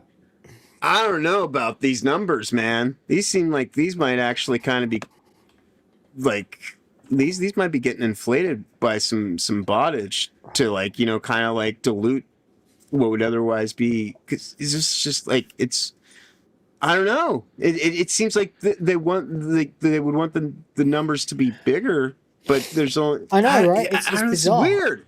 It's like these numbers boggle my mind. 2.4 million likes. If every one of them buys a cinema ticket at the global average ticket price of the world being about $11, you're looking at $26,400,000, which of course is not very much. Now, of course, if you take 53 million right. and do it, then we get a bit closer to you're $500 million. So again, I wonder like how end game trailer 167 million views. So there you go. Just saying. Now that of course was 7 years ago, so and they actually did more than that. So it could hit $1 billion. It could hit $1 billion. It could do very, very well. I just don't really think so. You know what else I could look at while I'm on that? I guess 167 million views, only 3.5 million likes. So again, it's the same kind of thing. The signs are actually saying that this movie could do really, really well, based on how well Avengers Endgame did. Possibly. I would like to see it not do $1 billion, but I really don't think that'll happen. Because thanks to inflation, almost everything does $1 billion now. Everything that's actually like unless it has something actively working against it, right? Like Supergirl or Superman, then almost every massive tentpole movie has the capacity to make $1 billion. Getting to $1 billion is a lot harder 7, 8, 9, 10 years ago, 15, 20 years ago than it is now, Right. Now here is the interesting thing though. Because you got 91,000 downvotes now in a shorter time period than over the course of years to only be at 70,000 with the other, right? With Endgame, right? Or is it Infinity War? So you've got a more direct response from people saying, I am not going to go see this, right? And somehow, even though you have more people in less period of time saying that they're not going to see it, you have 2/3 of the amount of people who said they were going to go see Infinity War or Endgame, 7 years ago, are saying thumbs up on this. So again, like I say, these numbers are weird to me. I don't quite understand. It seems, I think there might be some bot fuckery going on, because either that 2.4 is higher than it should be because there's a lot of downvotes and they're trying to play against the downvote count and they're just trying to get it to balance, or because I don't know, these numbers are weird. Because it was 1.67 from 7 years ago. I don't, it's like they're saying that there's that much interest in this, but if there's that much interest in it for there to be more people saying no, fuck this, then I just you would expect then the numbers would be higher still. It doesn't make sense because of the time, and I don't know, these numbers are strange. I'm not going to sit here and say that it's going to fall flat on its face, completely tank. I know I'm not going. I'm not going to, I don't think that. But someone else would have to convince me. Yeah. Or I'd have to pledge to review. Yeah, I'll watch it at some point when it's free. Take that for what it means. At best, I'll watch it when it's free. And that's if I hear something that somebody tell me that it's worth time being watched. I will watch it when it's free. But I have no fucking interest in Marvel. And I know I'm not alone in that sentiment. There's plenty of people that will go see it and whatnot, but my nephews don't care about this shit. They're in their 20s. I'm sure kids younger than them care even less. It's just they've ruined it. Oh, sure. I don't give a rat's ass about this. Yeah. I really don't. I just think it's pathetic at this point. Honest to God, I think it will do worse than anyone is expecting. I don't think it will do badly. I think it will make plenty of money, but I also don't think. I mean, it's fucking years. If you were 12 when you went to see Avengers Endgame, you are 19 now. Mm-hmm. Yeah. If you were 19 then, you are 26 now. Right. And you've had how many years of shitty series after shitty series and pointless, misdirected movie missteps. And that's the thing, isn't it? It's everything in between has been terrible. Yeah. Except for No Way Home and Deadpool versus Wolverine, which I really liked, really enjoyed, but I disqualify it because it's not really Marvel, it's Fox, and Fox acting out of the shell of Marvel, and it's almost completely non-canon. It's very tongue-in-cheek, kind of cynicism. Yeah.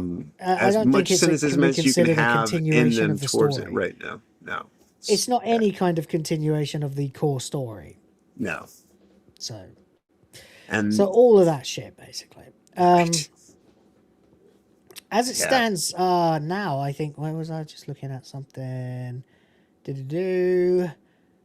Endgame came out April 22nd, 2019. Oh, jeez. So I was 33.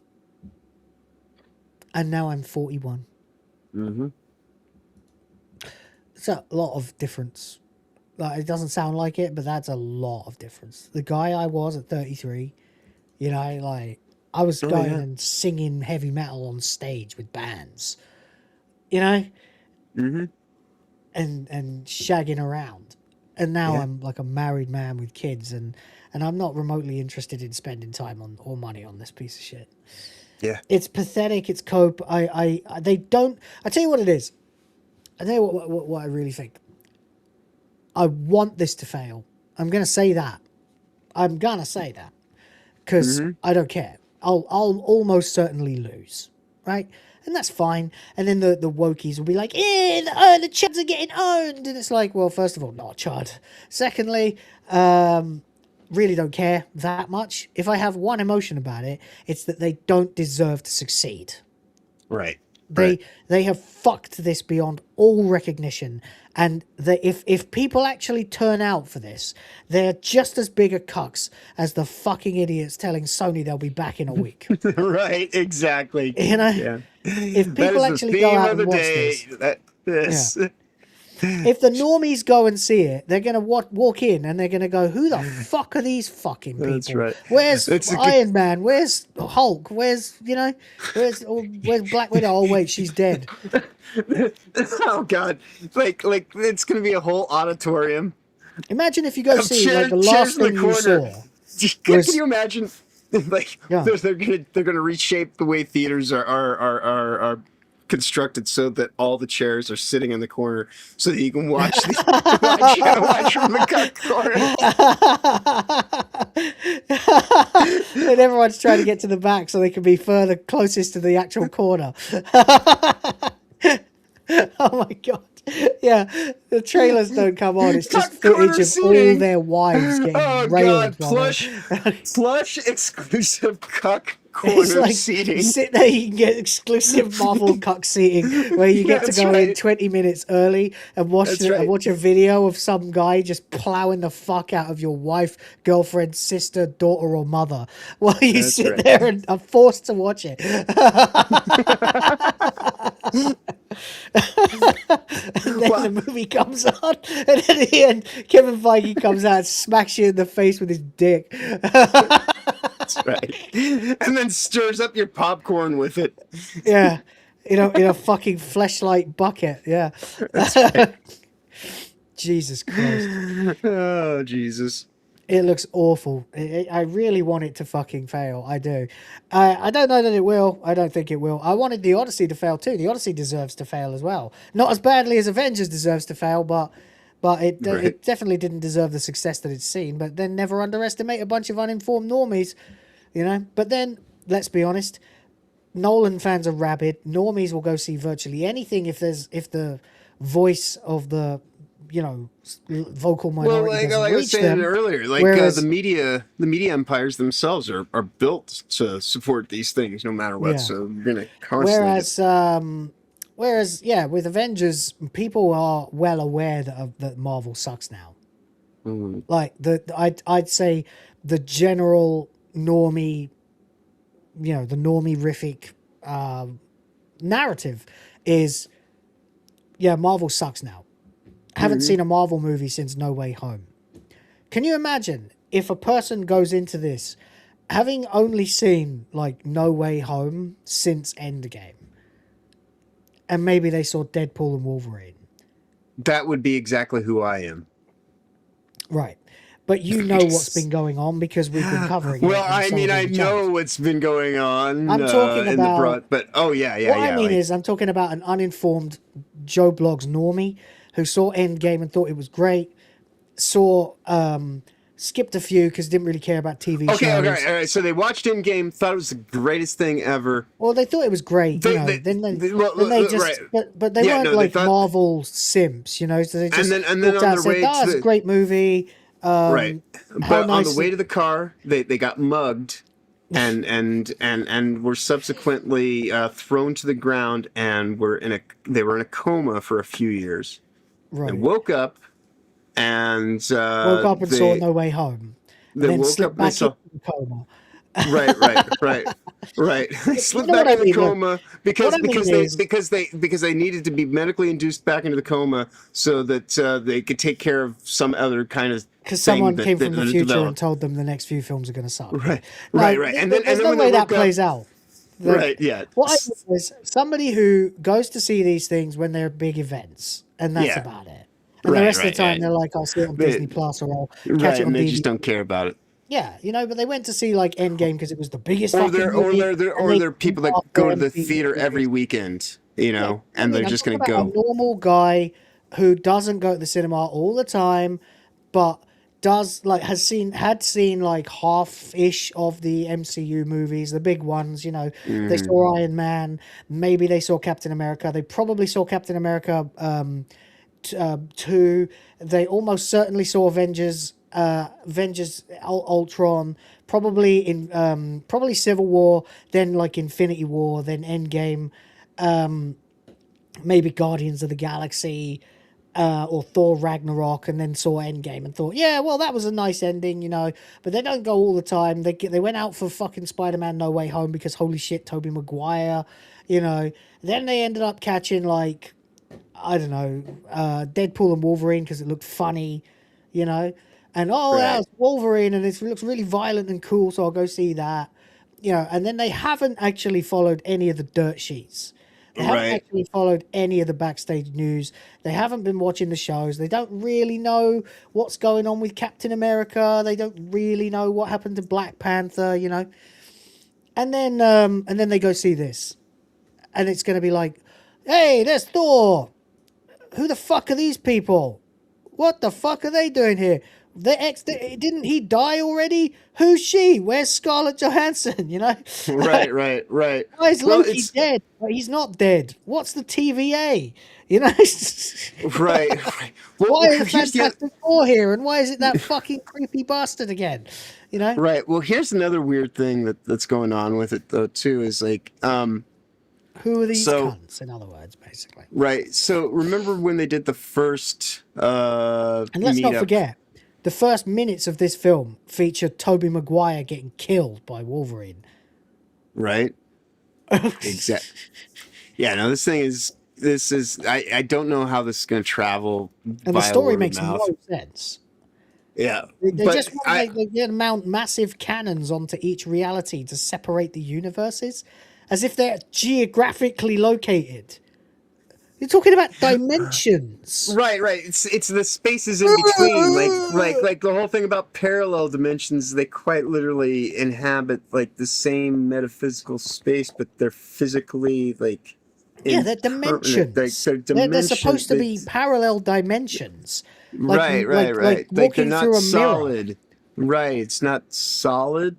Like even our solid reality is not solid. So like when you're talking about a multiverse, then you're really dealing with like the non-solidity of space and the space in between. And oh my shit, how do you know? Oh God. According to the fucking plot leaks, you've got a plot that makes no fucking sense where basically there's going to be an incursion thrusters on the Earth. There's going to be an incursion for some reason that's never happened before, and there's no reason to worry about it really happening. But that means that for whatever reason, the X-Men are in Tobey's universe, and they're going to kill him. And Wolverine, the Wolverine from Deadpool and Wolverine, is going to die to blow up that universe, which is the X-Men's master plan to save their universe. They're going to blow up another one. That doesn't sound very Charles Xavier to me, buddy. But whatever. So they're going to kill Tobey Maguire. Probably come back in Secret Wars or whatever, but I mean that's all this stuff is a setup for the next movie. This is just a way to unify the fucking universe and reboot Marvel. Right. In two movies, so they're gonna kill Tobey, they're gonna kill Wolverine, and that's going to be the start. Then it's like, oh, Captain America, you weren't supposed to have a son and live happily ever after. You only got that fate because you fucked with time travel. So you've been pissing around and breaking the fucking fabric of reality. So you're not allowed to live in your universe anymore. You and Mrs. fucking America and your son are going to have to live in another universe, but then they can be detected as living in that other universe by the X-Men or Charles Xavier or whatever the fuck it is. Things. And then, it all comes to a head when Steve Rogers and that are forced to team up with this lunatic called Dr. Doom, who wants to... Who, by the way, I don't know if he has the actual comic book backstory of Doctor Doom. It'd be interesting if he does, but I don't think there's going to be time in this fucking movie to tell that story. Then his grand plan is to create giant cannons to separate realities from each other and avoid all incursions and separate the universes forever and ever and ever. But that doesn't make sense. That makes no goddamn sense. That's not even how any of that... And let's be honest, it's just a way for them to get a big blue beam firing into the sky. I mean, that doesn't even make any goddamn sense with how they fucking explained what they were doing and traveling through space and time and fucking Infinity War and Endgame. That just... And it's true. This is what caused the big comic crash. Yes, it did. But yeah, so it's just absurd. It's fucking stupid, and it's like admin for how many times these studios have fucked up and had to reboot franchises. Yeah. It's like every fucking bad movie in all of the combined universes that was started with X-Men in the year 2000. Every plot fuck up from X-Men 3 to Spider-Man 3 to fucking The Amazing Spider-Man 1 and 2, especially 2, to you know, everything they fucked up in the last 7 years of Marvel Cinematic Universe. This is a way to retcon all of them and just say, well, it's actually, see, we've always had a plan. When we all know that 3 years ago, this was supposed to be Kang Dynasty. Right. And if I can be even more cynical, 3 years ago, this movie was not going to have the 3 leads that it has now. And the 3 leads that they have now, incidentally, are the 3 leads that started the whole fucking thing. Yeah. Captain Thor, America, Iron Man, it's Iron Robert Man. Downey Jr., Chris Evans, and Chris Hemsworth. Yeah. Right. That's right. what they've had to do. They've had to bring back the 3 actors, except Thor is cucked because he's never going to get to fucking do much in this movie because they don't like having Thor because he's too cool and too masculine. Captain America is Captain Shirt Pants, and Robert Downey Jr. is playing a different fucking character. Entirely right. Yes. It's a shambles. They're not all deserve. They're all different versions of themselves. Like they are all lesser versions of who they were. Battered, broken versions of themselves. Yeah. So so you're just seeing a divorced dad's fucking intramural league, like 5 years past everybody's prime, still like, oh yeah, we're gonna do beer bellies this hanging weekend, over their man. shorts and shit. Right. Yeah. Timu Avengers, yeah. Team-Oomsday. Right. It's not right. Avengers Team-Oomsday, yeah. Right. It looks absolutely fucking shocking. The plot sounds terrible. The trailer is uninspired slop. I don't care about the vast majority of the characters, and the actors that I used to follow the franchise for. Stories all ended, well, except Thor's. Thor's never ended, really. Thor never got any satisfying conclusion because they made him a fat cuck in the fucking endgame. But Cap is dead, or supposed to be dead, but he'll be back because time travel. Iron Man is dead, canonically. I don't know if Spider-Man will be in this movie. Don't know if Hulk will be in this movie. All I know is the story is gay. And the bad guy is vague as fuck. And a stand-in, a desperate stand-in. And now that if you know they're having to re-release Endgame before this, ahead of this. With the altered footage, with which they made such a big deal about how they never included edited footage or anything like that in the DVD releases and whatnot because they were like, oh no, we're so good at what we do, we never have to definitive edition. Yeah, there is no extended part. This is the one. Yeah. But wait, we forgot. That our plan was always to end up here with the disastrous fucking box office run of dead flopping franchises, and no one cares about the heroes. You see, we were causing an incursion. You know, the whole time. It was genius. You guys just didn't. Yeah, you guys. We're doing 7-dimensional chess over here. What are you talking about, Kang? Who the fuck is Kang? Yeah, that's the Mandela effect, you son of a bitch. Right. Clearly. Yeah. It's a fucking mess. They've made mistake after mistake after mistake, and that's all this fucking movie is. It's a great big cleanup operation. Right. And it's fucking awful. It sounds awful. I am not interested in the slightest. The more you know about it and how, the work that is them trying to unfuck a way too fucked situation. They're trying to unfuck everything they fucked up since 2006. Right, and everything that they're unfucking is going to fuck up in new ways. It's just like Vanessa Kirby's face. Yep. It started in 2006. 2006 is the year that the superhero movies started to become like the new wave of superhero movies, not the 90s. We don't count the 90s or the 80s. The new wave of superhero movies started to get fucked. Because we had X-Men The Last Stand, then you had Spider-Man 3, and then all those franchises died. Yep. Then you had a brief glimmer of greatness with Iron Man, the first Avengers movie, and of course the Nolan trilogy that was going on in the meantime, which ended up terrible. The Dark Knight Rises is a fucking awful movie. Dark Knight, of It course, really is still is a masterpiece. quite- Yeah.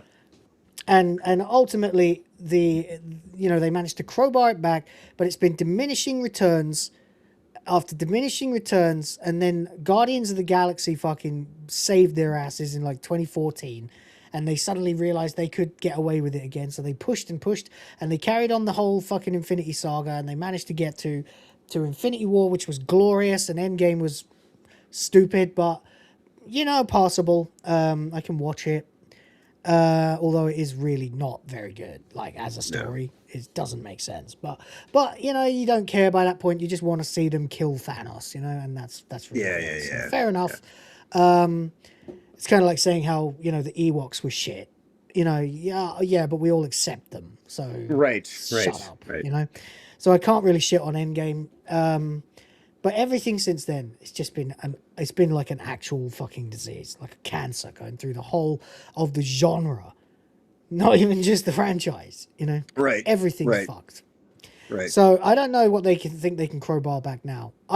In 2019, if you told me this was how I was going to feel about the next Avengers movie, I would have laughed in your fucking face. If you then sat me down and told me how it was going to happen, I would have believed you, because I already knew that woke was a thing in 2019. Right.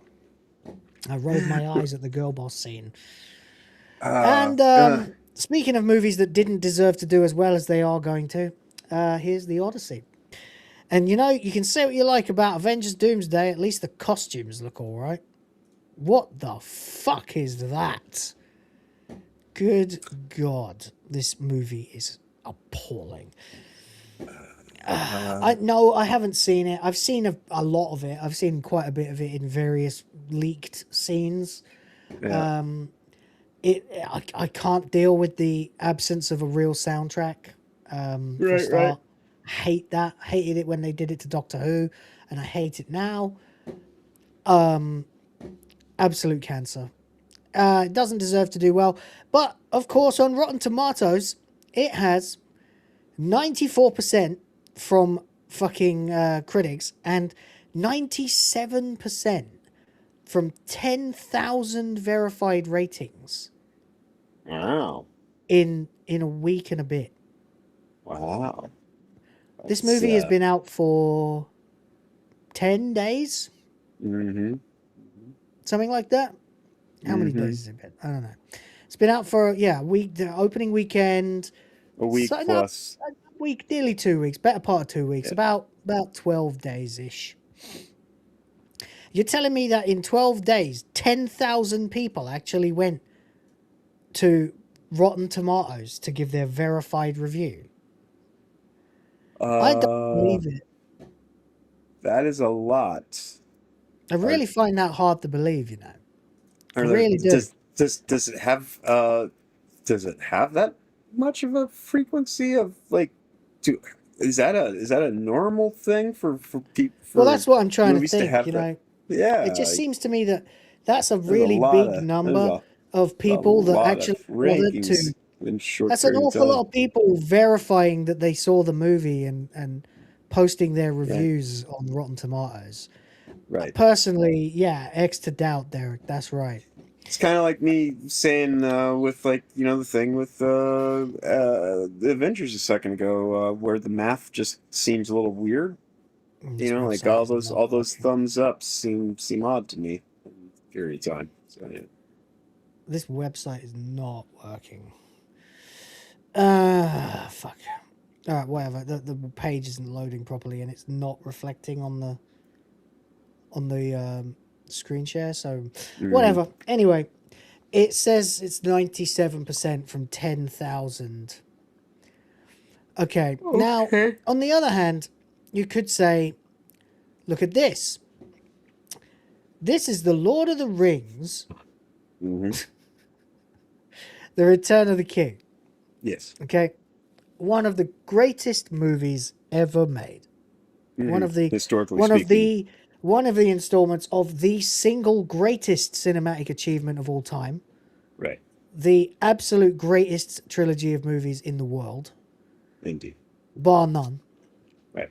And I think most people would agree with that. 86%. from admittedly 250,000 ratings, but let's be fair, this movie is 23 years old. Right. And it was the end of the biggest event in cinematic history that ever happened. So there you go. Same score. No, same score from the critics though, but 86% from 250,000. Right. It's just a bit strange that that happened. I just find it a little difficult to believe that in less than 2 weeks, the Odyssey would get 10,000.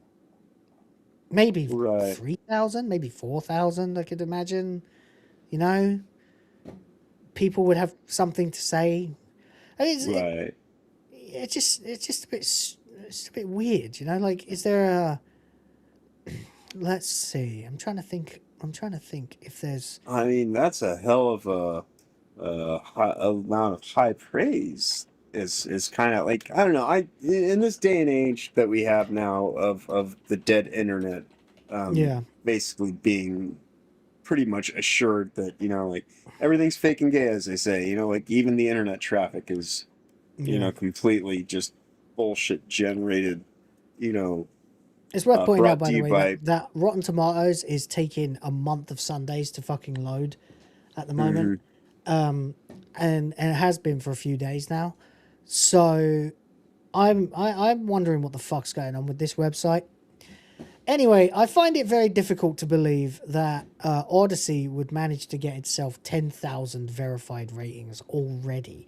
I think the people who are going to see this movie are normies and Nolan fanatics, you know? So I just find it a little difficult to believe that the same people have that much passion as to go and join Rotten Tomatoes to leave their review. Yeah, because it's just like, I mean, I expected the movie to do well and people to go and loud praise on it, but this seems like a high number of like a very high number. Yeah, it just seemed like out of nowhere amount of time. Well, let's look at this. This is the Super Mario Brothers movie, not the Galaxy movie. The Super Mario Galaxy movie is loading, but the Super Mario Bros. Movie from 2023, I think, is also sitting at 10,000 plus ratings. Right, and those are Nintendo people. Yeah, and the audience. Yeah, Nintendo people. Now you could argue kids probably don't have Rotten Tomatoes accounts, but there was a concerted effort among not only Nintendo fans but anti-media people like us, to fucking save this movie from obvious smear attempts from critics. 59%. Right, smear attempts that weren't even going to come. And even still with that, it's like, that's what I'm saying. Like, numbers these days, math on the internet these days, I don't trust on a lot of stuff, because it's just like a lot of the traffic seems like it's just bullshit. Yeah, you know, it really does. But 10,000 plus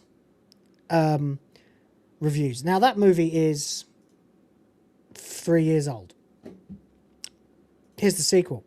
Super Mario Galaxy movie. Even worse attempt at smearing it.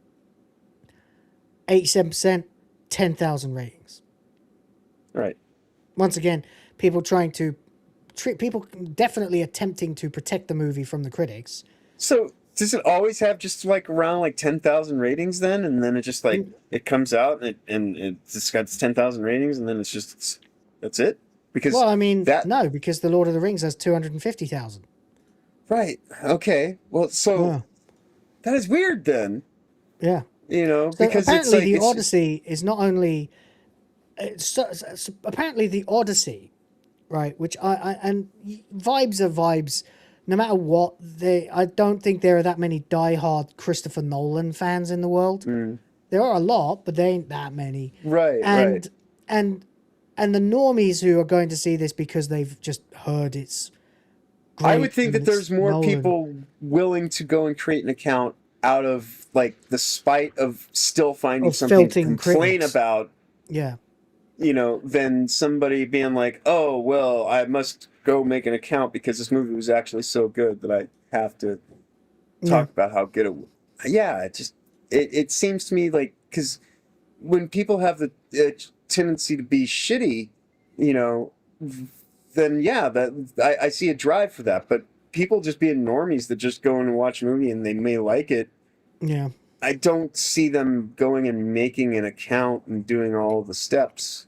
So I don't either. I just don't think. I think Yeah, the like, audience for the Odyssey is largely normies, who really aren't like cinephiles or critics, like, you know, armchair critics or amateur critics or whatever you want to call us. Yeah. You know, but I think I this just is what I don't was think saying that. the other. Go on.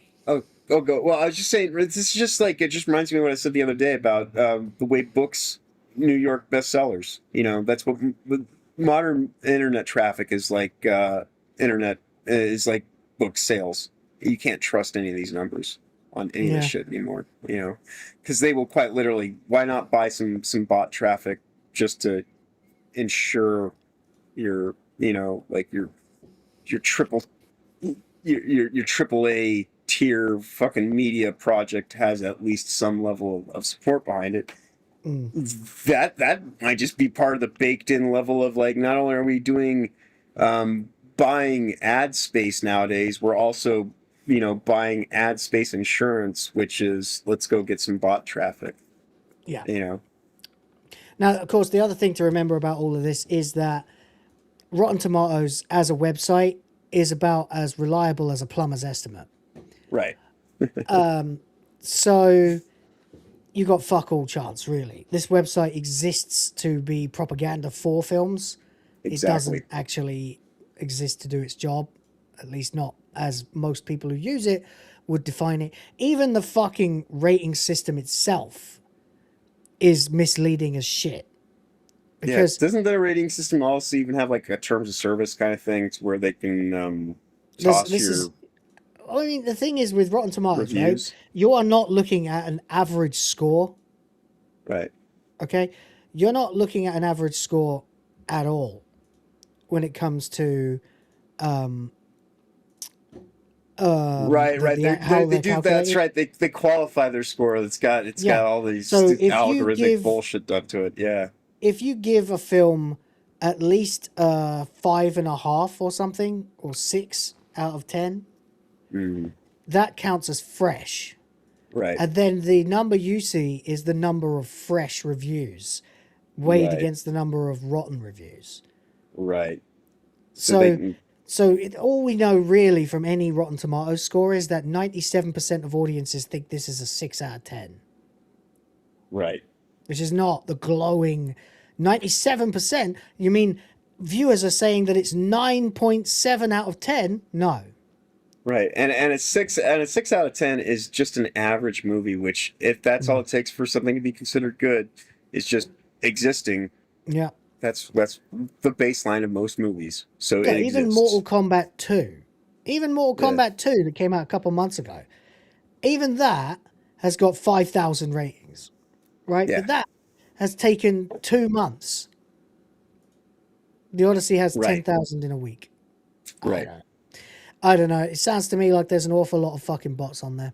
Especially when you compare it to more reliable ratings systems like Metacritic, where you got here 88 from critics and user score mixed or average 5.3. Right. Now that sounds much more like what I'm hearing on average from people. Right. Which would keep it fairly close to that 6 ranking that it would need for a propagandist fresh rating. Yes, indeed, yeah. Although it's still not get one if it. No, it still wouldn't even on that because it would be at a 5.3. It would still not hit it, but. And even on here, by the way, I know Metacritic doesn't do quite the numbers of Rotten Tomatoes, generally speaking, but it usually does a lot closer to the kinds of numbers that, in terms of who actually uses it.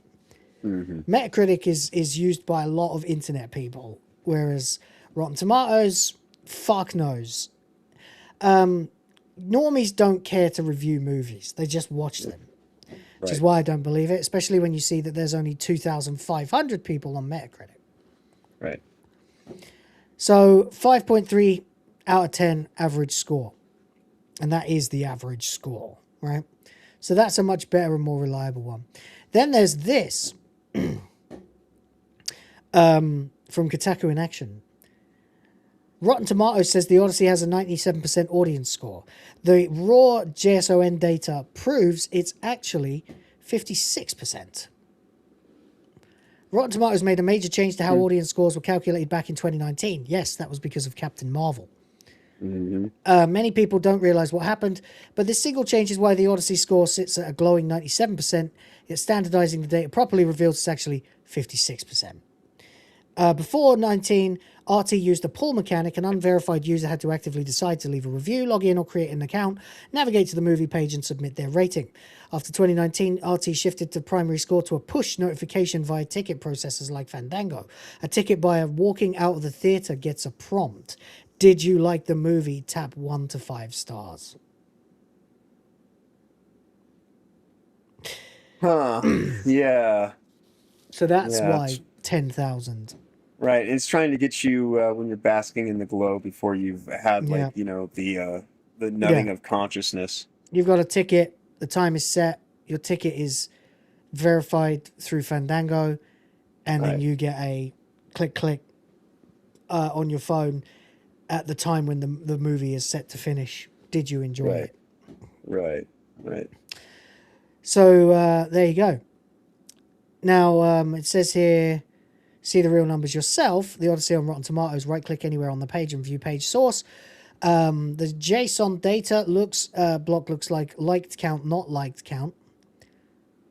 And I mean, that process in and of itself is highly sus. 'Cause, in the sense that, quite honestly, most people's reflections on movies, you have your just stepped out kind of thoughts, but generally, even within like a day's time, your reflection on will change. It's me now again, right? Yep. So verified push score, 7,360 likes, 96.6%. This is the popcorn meter that is displayed. Unverified pull score, unverified likes, 7,858 minus 7,360 equals 498. Unverified dislikes, 388. So the calculation then, when you actually filter all those numbers through, comes out at 56%, which is the actual number of people total, not just the people who clicked the push notification, but everyone who went on the site and rated it, whether they were prompted to or not. Completely omitted that. So then you get the additional 498 plus 388. So the total then makes it a 56.2 like, which makes sense. Because, again, you can go criticless, which, I mean, admittedly is run by, or at least associated with, geeks and gamers. So that's like, But the verdict basically is 47%. Yeah. And last but not least, this guy said, is Rotten Tomatoes not allowing and deleting bad reviews of Christopher Nolan's The Odyssey? I tried to leave a review 2 different times now since seeing the movie on Thursday night. Other users are reporting their reviews got deleted. Oh yeah, well, that was the other part that I was saying, is that's in their terms of service. If they don't like your reviews, yes, they can delete them. Yeah, that's they can just part take of the whole. Yeah, that's the terms of service. Yeah. They get to review your review, and if they don't like your review, then they don't include it. Yeah. Fucking stupid. Like, there should be a review. Yeah, like, I'm gonna make a website that reviews reviews, and I'm just gonna sell, like, reviewing reviews to corpos, and like I'll just make $1 million in like no time. You know what? You should do that. Reviewthereviewer.com. Yeah. Yeah. So they are blocking negative reviews. Here's my review from several days ago. When you go to my account to read the review, it shows none posted. So yeah, they're taking down people's negative reviews. There you go. We reserve the right. So the Odyssey is not as good as everyone says it is, but it is still going to make $1 billion. Yep. We reserve the right for you to we reserve the right for you to assume all liability, which basically means we also get all arbitrary dictates for anything that is not expressly stated already. So that's generally like a good system to have for yourself when you want to go and that's why it's so hilarious when they sit here and they try to say, oh, it's people on the internet making these movies not succeed well. It's like there's an entire industry in place, the multimedia network that was mentioned earlier. Like all of that is built quite specifically to ensure the reinforcement of these things. So the only reason they don't succeed is because they are actually that not good as they're supposed to be. And with the Odyssey being basically an average movie at best, that makes all the sense in the world. But it's going to be treated like it's somehow like the second coming of the greatest thing of all time, because that's what they have to do right now, because it's associated with all this other stupid political identity politics bullshit and everything else that's like kind of like wrapped around it. Yep. But it's just a decent movie at best. The Odyssey?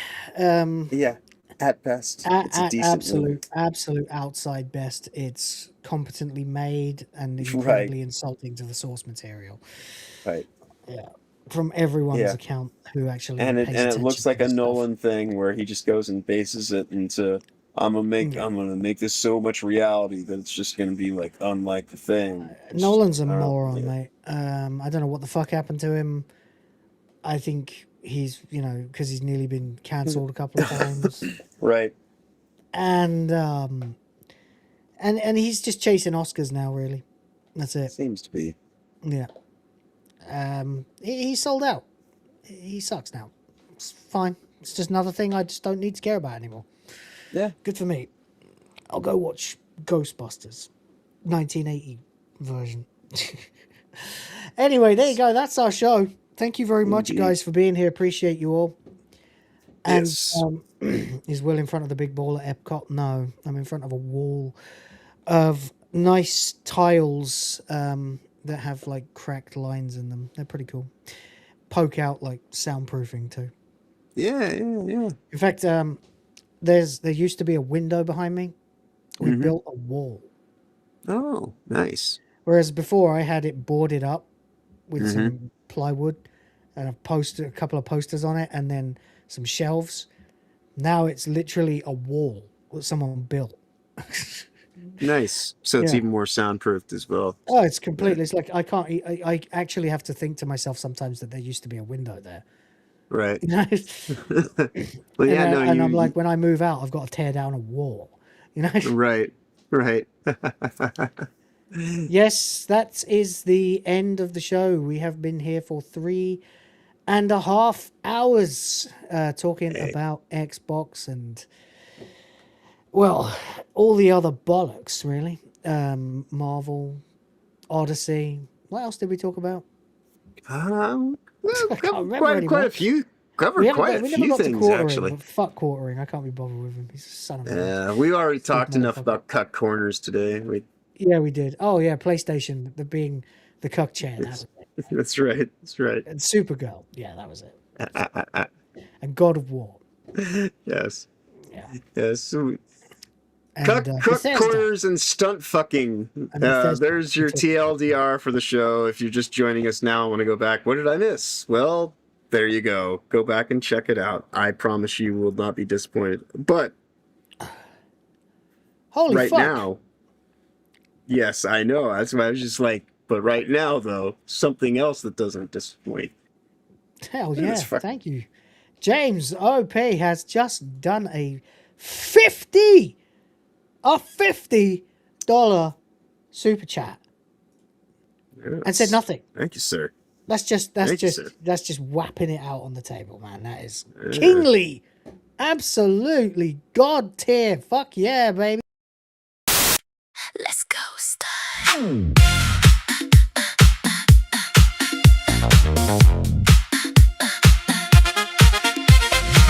Big spender lighting up the room. Made it rain, now we bloom. Champagne sliding down real slow. Eyes on you, stealing the show.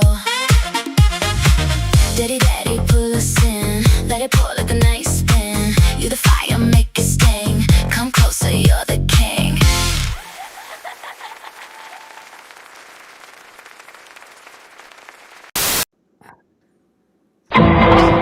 God damn it! Oh Jesus! It's been so long, man. I was like, you're out of practice. No. It's just I was like a starving man in the desert, and I was like, and there was a well, and I was drinking deeply, and god damn it, and it wasn't even like one of the long videos. So that's true. Yeah, no, but that's just a bottle service got me. It's been a slow day at the office. But there you go. Thank you very much, James. Appreciate you, man. Single-handedly taking us over the halfway point. What a legend. Anyway, there we go. Yeah, sadly, that is still the end of the show. We ran out of content. If you want the highlights, it was basically that if you participate in a Sony boycott for 1 week and then go back, you are effectively walking back into the cuck chair, and your wife still won't notice that you left. That's right. She was getting railed the entire time. Party never stopped. Yeah. I saw that you were playing Vice City, mate. Yeah, I did. Also, shout out to Scooby Pup in the chat. Sorry, I have been reading a lot of what you were writing, but I didn't get an opportunity to respond to much of it. Yeah, you were playing Vice City. God, I love that game. I think I got about halfway through that on Steam, actually. I need to go finish that. God, I should actually play through Vice City 100% again on Steam and do like I used to do. You need to mod it to make it look like it used to, but you can. Right, but I mean, also, I made it a point when I got my Xbox. There are a lot of improvements mechanically, just to say the definitive edition. Yeah, but I made it a point.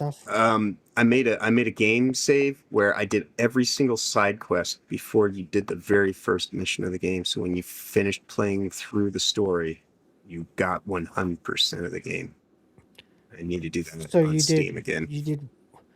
I did every single side quest in the game, everything that you could possibly do before you even do the first mission. So you went and found all of the hidden packages and shit. I did it all. I did everything except for one unique jump that you can only complete in a cinematic. Yes, so I did. But like even everything with the cops shooting at you the whole time because you can't even go to those islands until the here's the thing. Like, this is how good I am at, because there's a reason why I wanted to work for Rockstar, because I did shit with Grand Theft Auto. The people were like, how the fuck do you even do this? I got so good. I figured out, I broke my way over to the other island before you could even supposed to be there. I mean, lots of people can do that, but you end up with a 6-star wanted level. Right. Immediately. But the reason why you go, like, you have to do it just a certain way, and you do it early, because when you do it early, you don't have all the gangs already hating you and all the affiliations and everything, because those switches happen based on story mechanics, not actual, things that you're doing in the game at the time. It's just like the way that it works. So I made it a point. I was like, because I had already done it on PS2, and so when I got on my Xbox, I wanted to see if I could do it. And yes, I've legitimately made. I would still have it, but I sold my Xbox. But I had it set up so that I could start the game and just on mission 1, and then I could just play through, and I would hit 100%. And whenever I would play through the game, I would always get 100% just by playing through the storyline. That's like really giving it to yourself on hard mode. You know, I like believe me, hard mode. But I mean, it is, but it isn't, because like I go through and I do all those kind of crazy things, and then once I actually get, because the very first mission, the very first thing that happens in the game, you get that indestructible car. So if you get that indestructible car and hold on to it, all that other stuff becomes accessible. So you just have to make sure you get the indestructible car, and then from there, all things are possible. So, I never did that. The first thing I do is ditch that car and find myself a cheater. Right.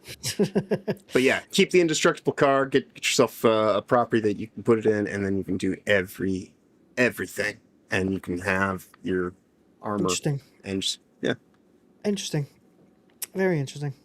Yeah, I used to do stuff like that. I used to grind in RPGs. Like, I'd have, like, in Final Fantasy VII, like a fucking moron, I would grind until I had, like, Fire 3 and Bolt 3 and whatever they're called now, Thundaga, and that, before I even fucking fought like the second boss, you know.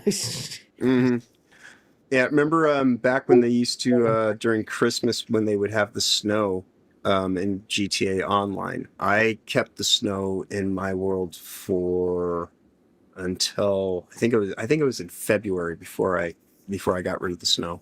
Before I finally let it go, because because there's ways that you could just keep the game up and running and whatnot, and so like I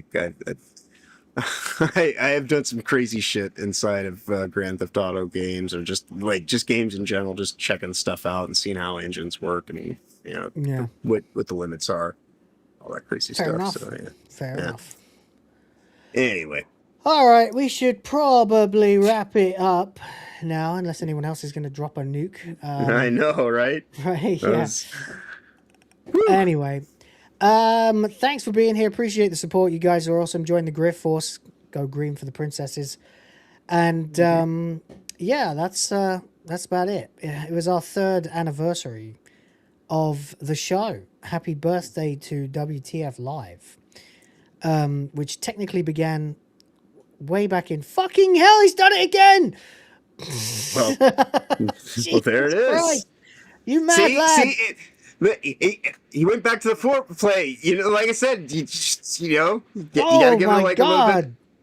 Jesus Christ, he's done it again. So he hit it twice. Holy shit. Holy shit. All right, which one are we going for? Which one? Well, let me play that big spender first, because that's... Let's go, style.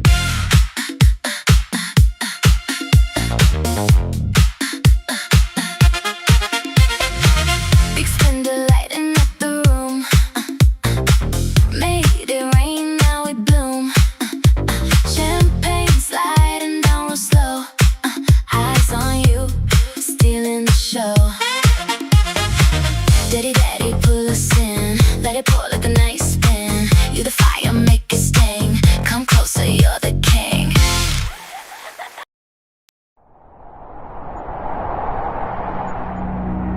Look on your skin. A caress like a blade. You follow us in through the traps we've laid. Eyes in the darkness, lips stained with sin. Once we pull you closer, you'll never leave again. We are fire and lace, the poison you crave. The softest of chains will make you a slave. Come closer, commander, surrender. Our kiss is your weapon, our love is the night. Would you die for our bodies? Would you kill for a taste? Every bite of temptation leaves nothing to waste. We're the foxes, the serpents, the hunters, the flame, and you'll beg us forever to whisper your name. We are fire and lace, the poison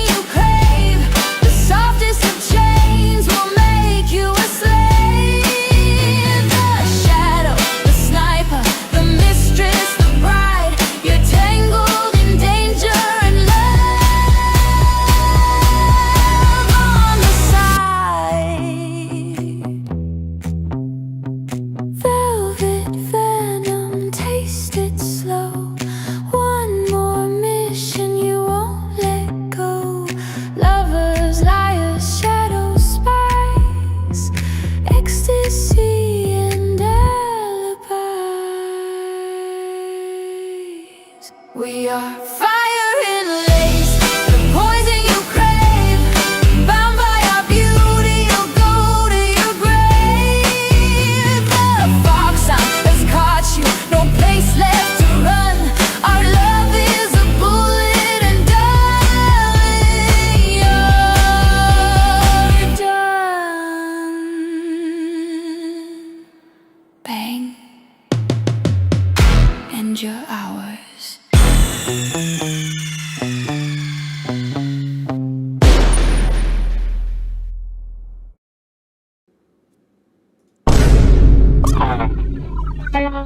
Shit. Why did you be full screen? You were supposed to be full screen. I guess some of us are having some performance issues today. It's been a while. Got a little bit of ring rust. That's right. So quick. It was so quick, you know. It came right around, like I said earlier, you know. It's what we were talking about all day. Anyways, yes.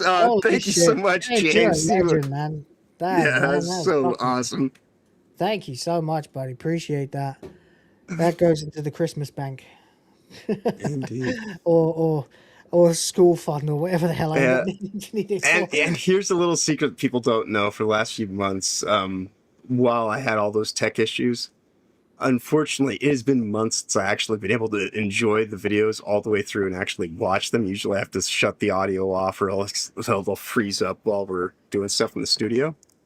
I'm so glad that's I was actually, that's part of the reason today why I was like, oh shit, because I actually was oh like, my god, I can see them, I can hear them, they're moving properly. And like, it's the whole thing, the whole experience again, because it's been like a good 4 months since I've been able to have like,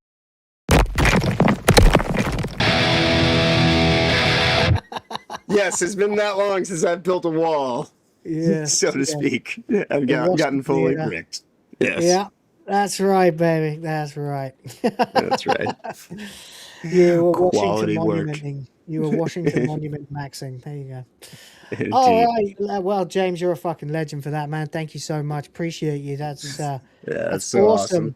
Also, thank yous are in order for Sardoc and Disgusting and Paul Ashworth as well, who gifted a membership. So appreciate you for that. It's nice to be streaming a little more regularly again. Finding the time for it is getting easier now because I have a pipeline of work rather than just a massive project getting dropped on me like at the last minute. So yeah, all is kicking off and thank you so much for being here, guys. Time bounce because I need to go fucking bed. It's late. Yeah. And John, what's going on? I got stuff going on with Toasty today at 8 p.m. Eastern, I imagine. Normally, as we do Sundays, Tuesdays, Thursdays, and Saturdays at 8, we always have stuff going on at those times, as far as I'm aware. We do, interviews on Tuesdays and Thursdays. Not sure who we're doing the thing with yet today, so I'm fairly certain that we're doing a thing at 8. And I need to talk to Toasty and figure out, like, I basically need to make a thumbnail within the next hour's time so I can actually lay down and take a nap so we can start. So I don't know. We'll be doing something at 8. We'll be hanging out or doing like panel stuff. I don't know. Stop by at 8 on Toasty's channel. We'll be doing something over there. And then I'll be back here when we next do this, possibly on the weekend. And if it's at 11 a.m. on Saturday, of course, I won't be here at the beginning because I'll be over on the Weekend Culture on Honey Badger Arcade's channel. But I will join here shortly thereafter. And if we're here on Sunday, then I'll be here at 11 at that time. But I do want to thank everybody who took time out of their day to join us today, especially if you've been here from the beginning. And even if you just joined in somewhere along the way, it is greatly appreciated. All the various forms of support and, like legends like James just dropping it down right there. Boom. I got to see some Metal Gear Solid boobies, and it's been a minute. That was nice. Oh, well, so thanks so much for that. To see Street Fighter, because I'm going to play that as the credits. Oh, But nice, I'll nice, also, nice. I'll need you to flip the off switch afterwards because I gotta bounce. Indeed. All right. Well, I will do my best to hit the off switch and nothing else. With that said, though, thank you everybody. Yeah, always a pleasure being here with you, Will. Yeah, I'll have a wonderful week going forward. Of course, safe travels ahead. Yeah, as always. Cool. All right, I need to bounce because I got to get up and go to the gym Indeed. in the morning. My wife and I are going to Nice. join the gym, so that'll be cool. And yeah, that's it. Basically, we'll go and move because I'm sick of not moving. Other than that, it's going to be me hard at work for the next sort of 48 hours. I might try to crowbar in another stream before the end of the month. We'll see. We'll see what I can do. But if not, it may be just gaming or something. I don't know. I'll let you know. Otherwise, it'll be Saturday and possibly Sunday. But I haven't quite got that level of planning yet. But getting there. Nearly. You know how it Anyway, goes. thank you so much, everybody who does come and watch these things. Appreciate you. Shout outs, of course, again to Sardoc, Disgusting, Paul, and James OP. Overpowered. Definitely. Thank you. God damn, that was amazing. Yeah, that's it. So till next time, take care, spike your hair, fuck Disney, fuck Nintendo, fuck Xbox, fuck Sony. Fuck Nolan. So much. Yeah, fuck Nolan, fuck Marvel, and fuck anyone who likes them. So yeah, basically that's about it. Boys of the Fans will be back as soon as I can tell you when we're coming back. And till then, have a wonderful life, however long it is until we see each other again. We'll leave you with the Street Fighter booby video, the bouncy rific Cammy et al. If I can fucking find it, because I can't remember where anything is, because I don't stream often enough anymore.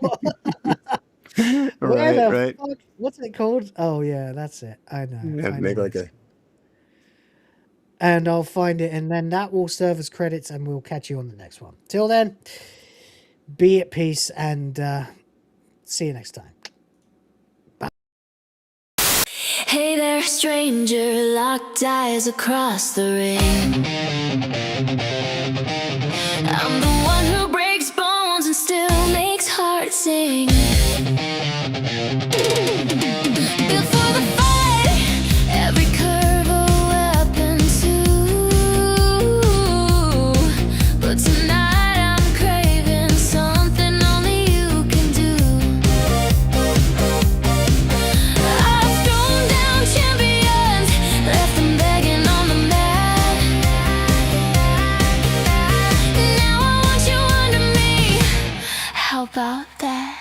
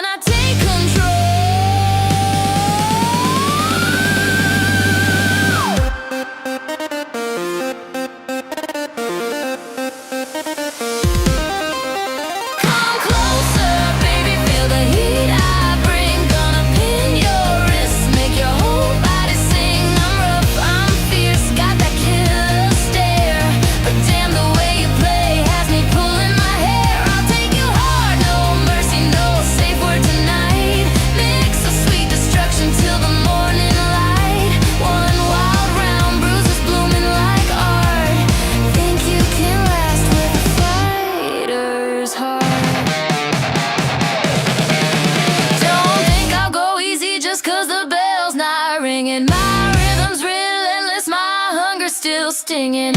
A little choke, a little bite, a little more, till you're shaking, begging, crawling to the floor. Every wrapped in skin that's burning hot, and you're the prize I wanna take apart.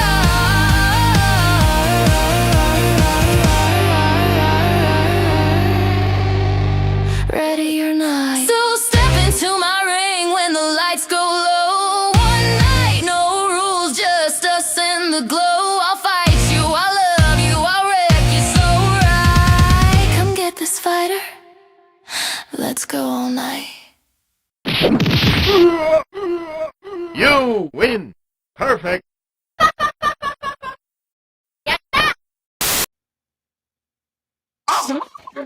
Oh shit! Oh god damn it! Damn it! He told me he was even gonna let me. Oh, all right. You got me. You got me. Anyways, you all have a great day. I'll see you.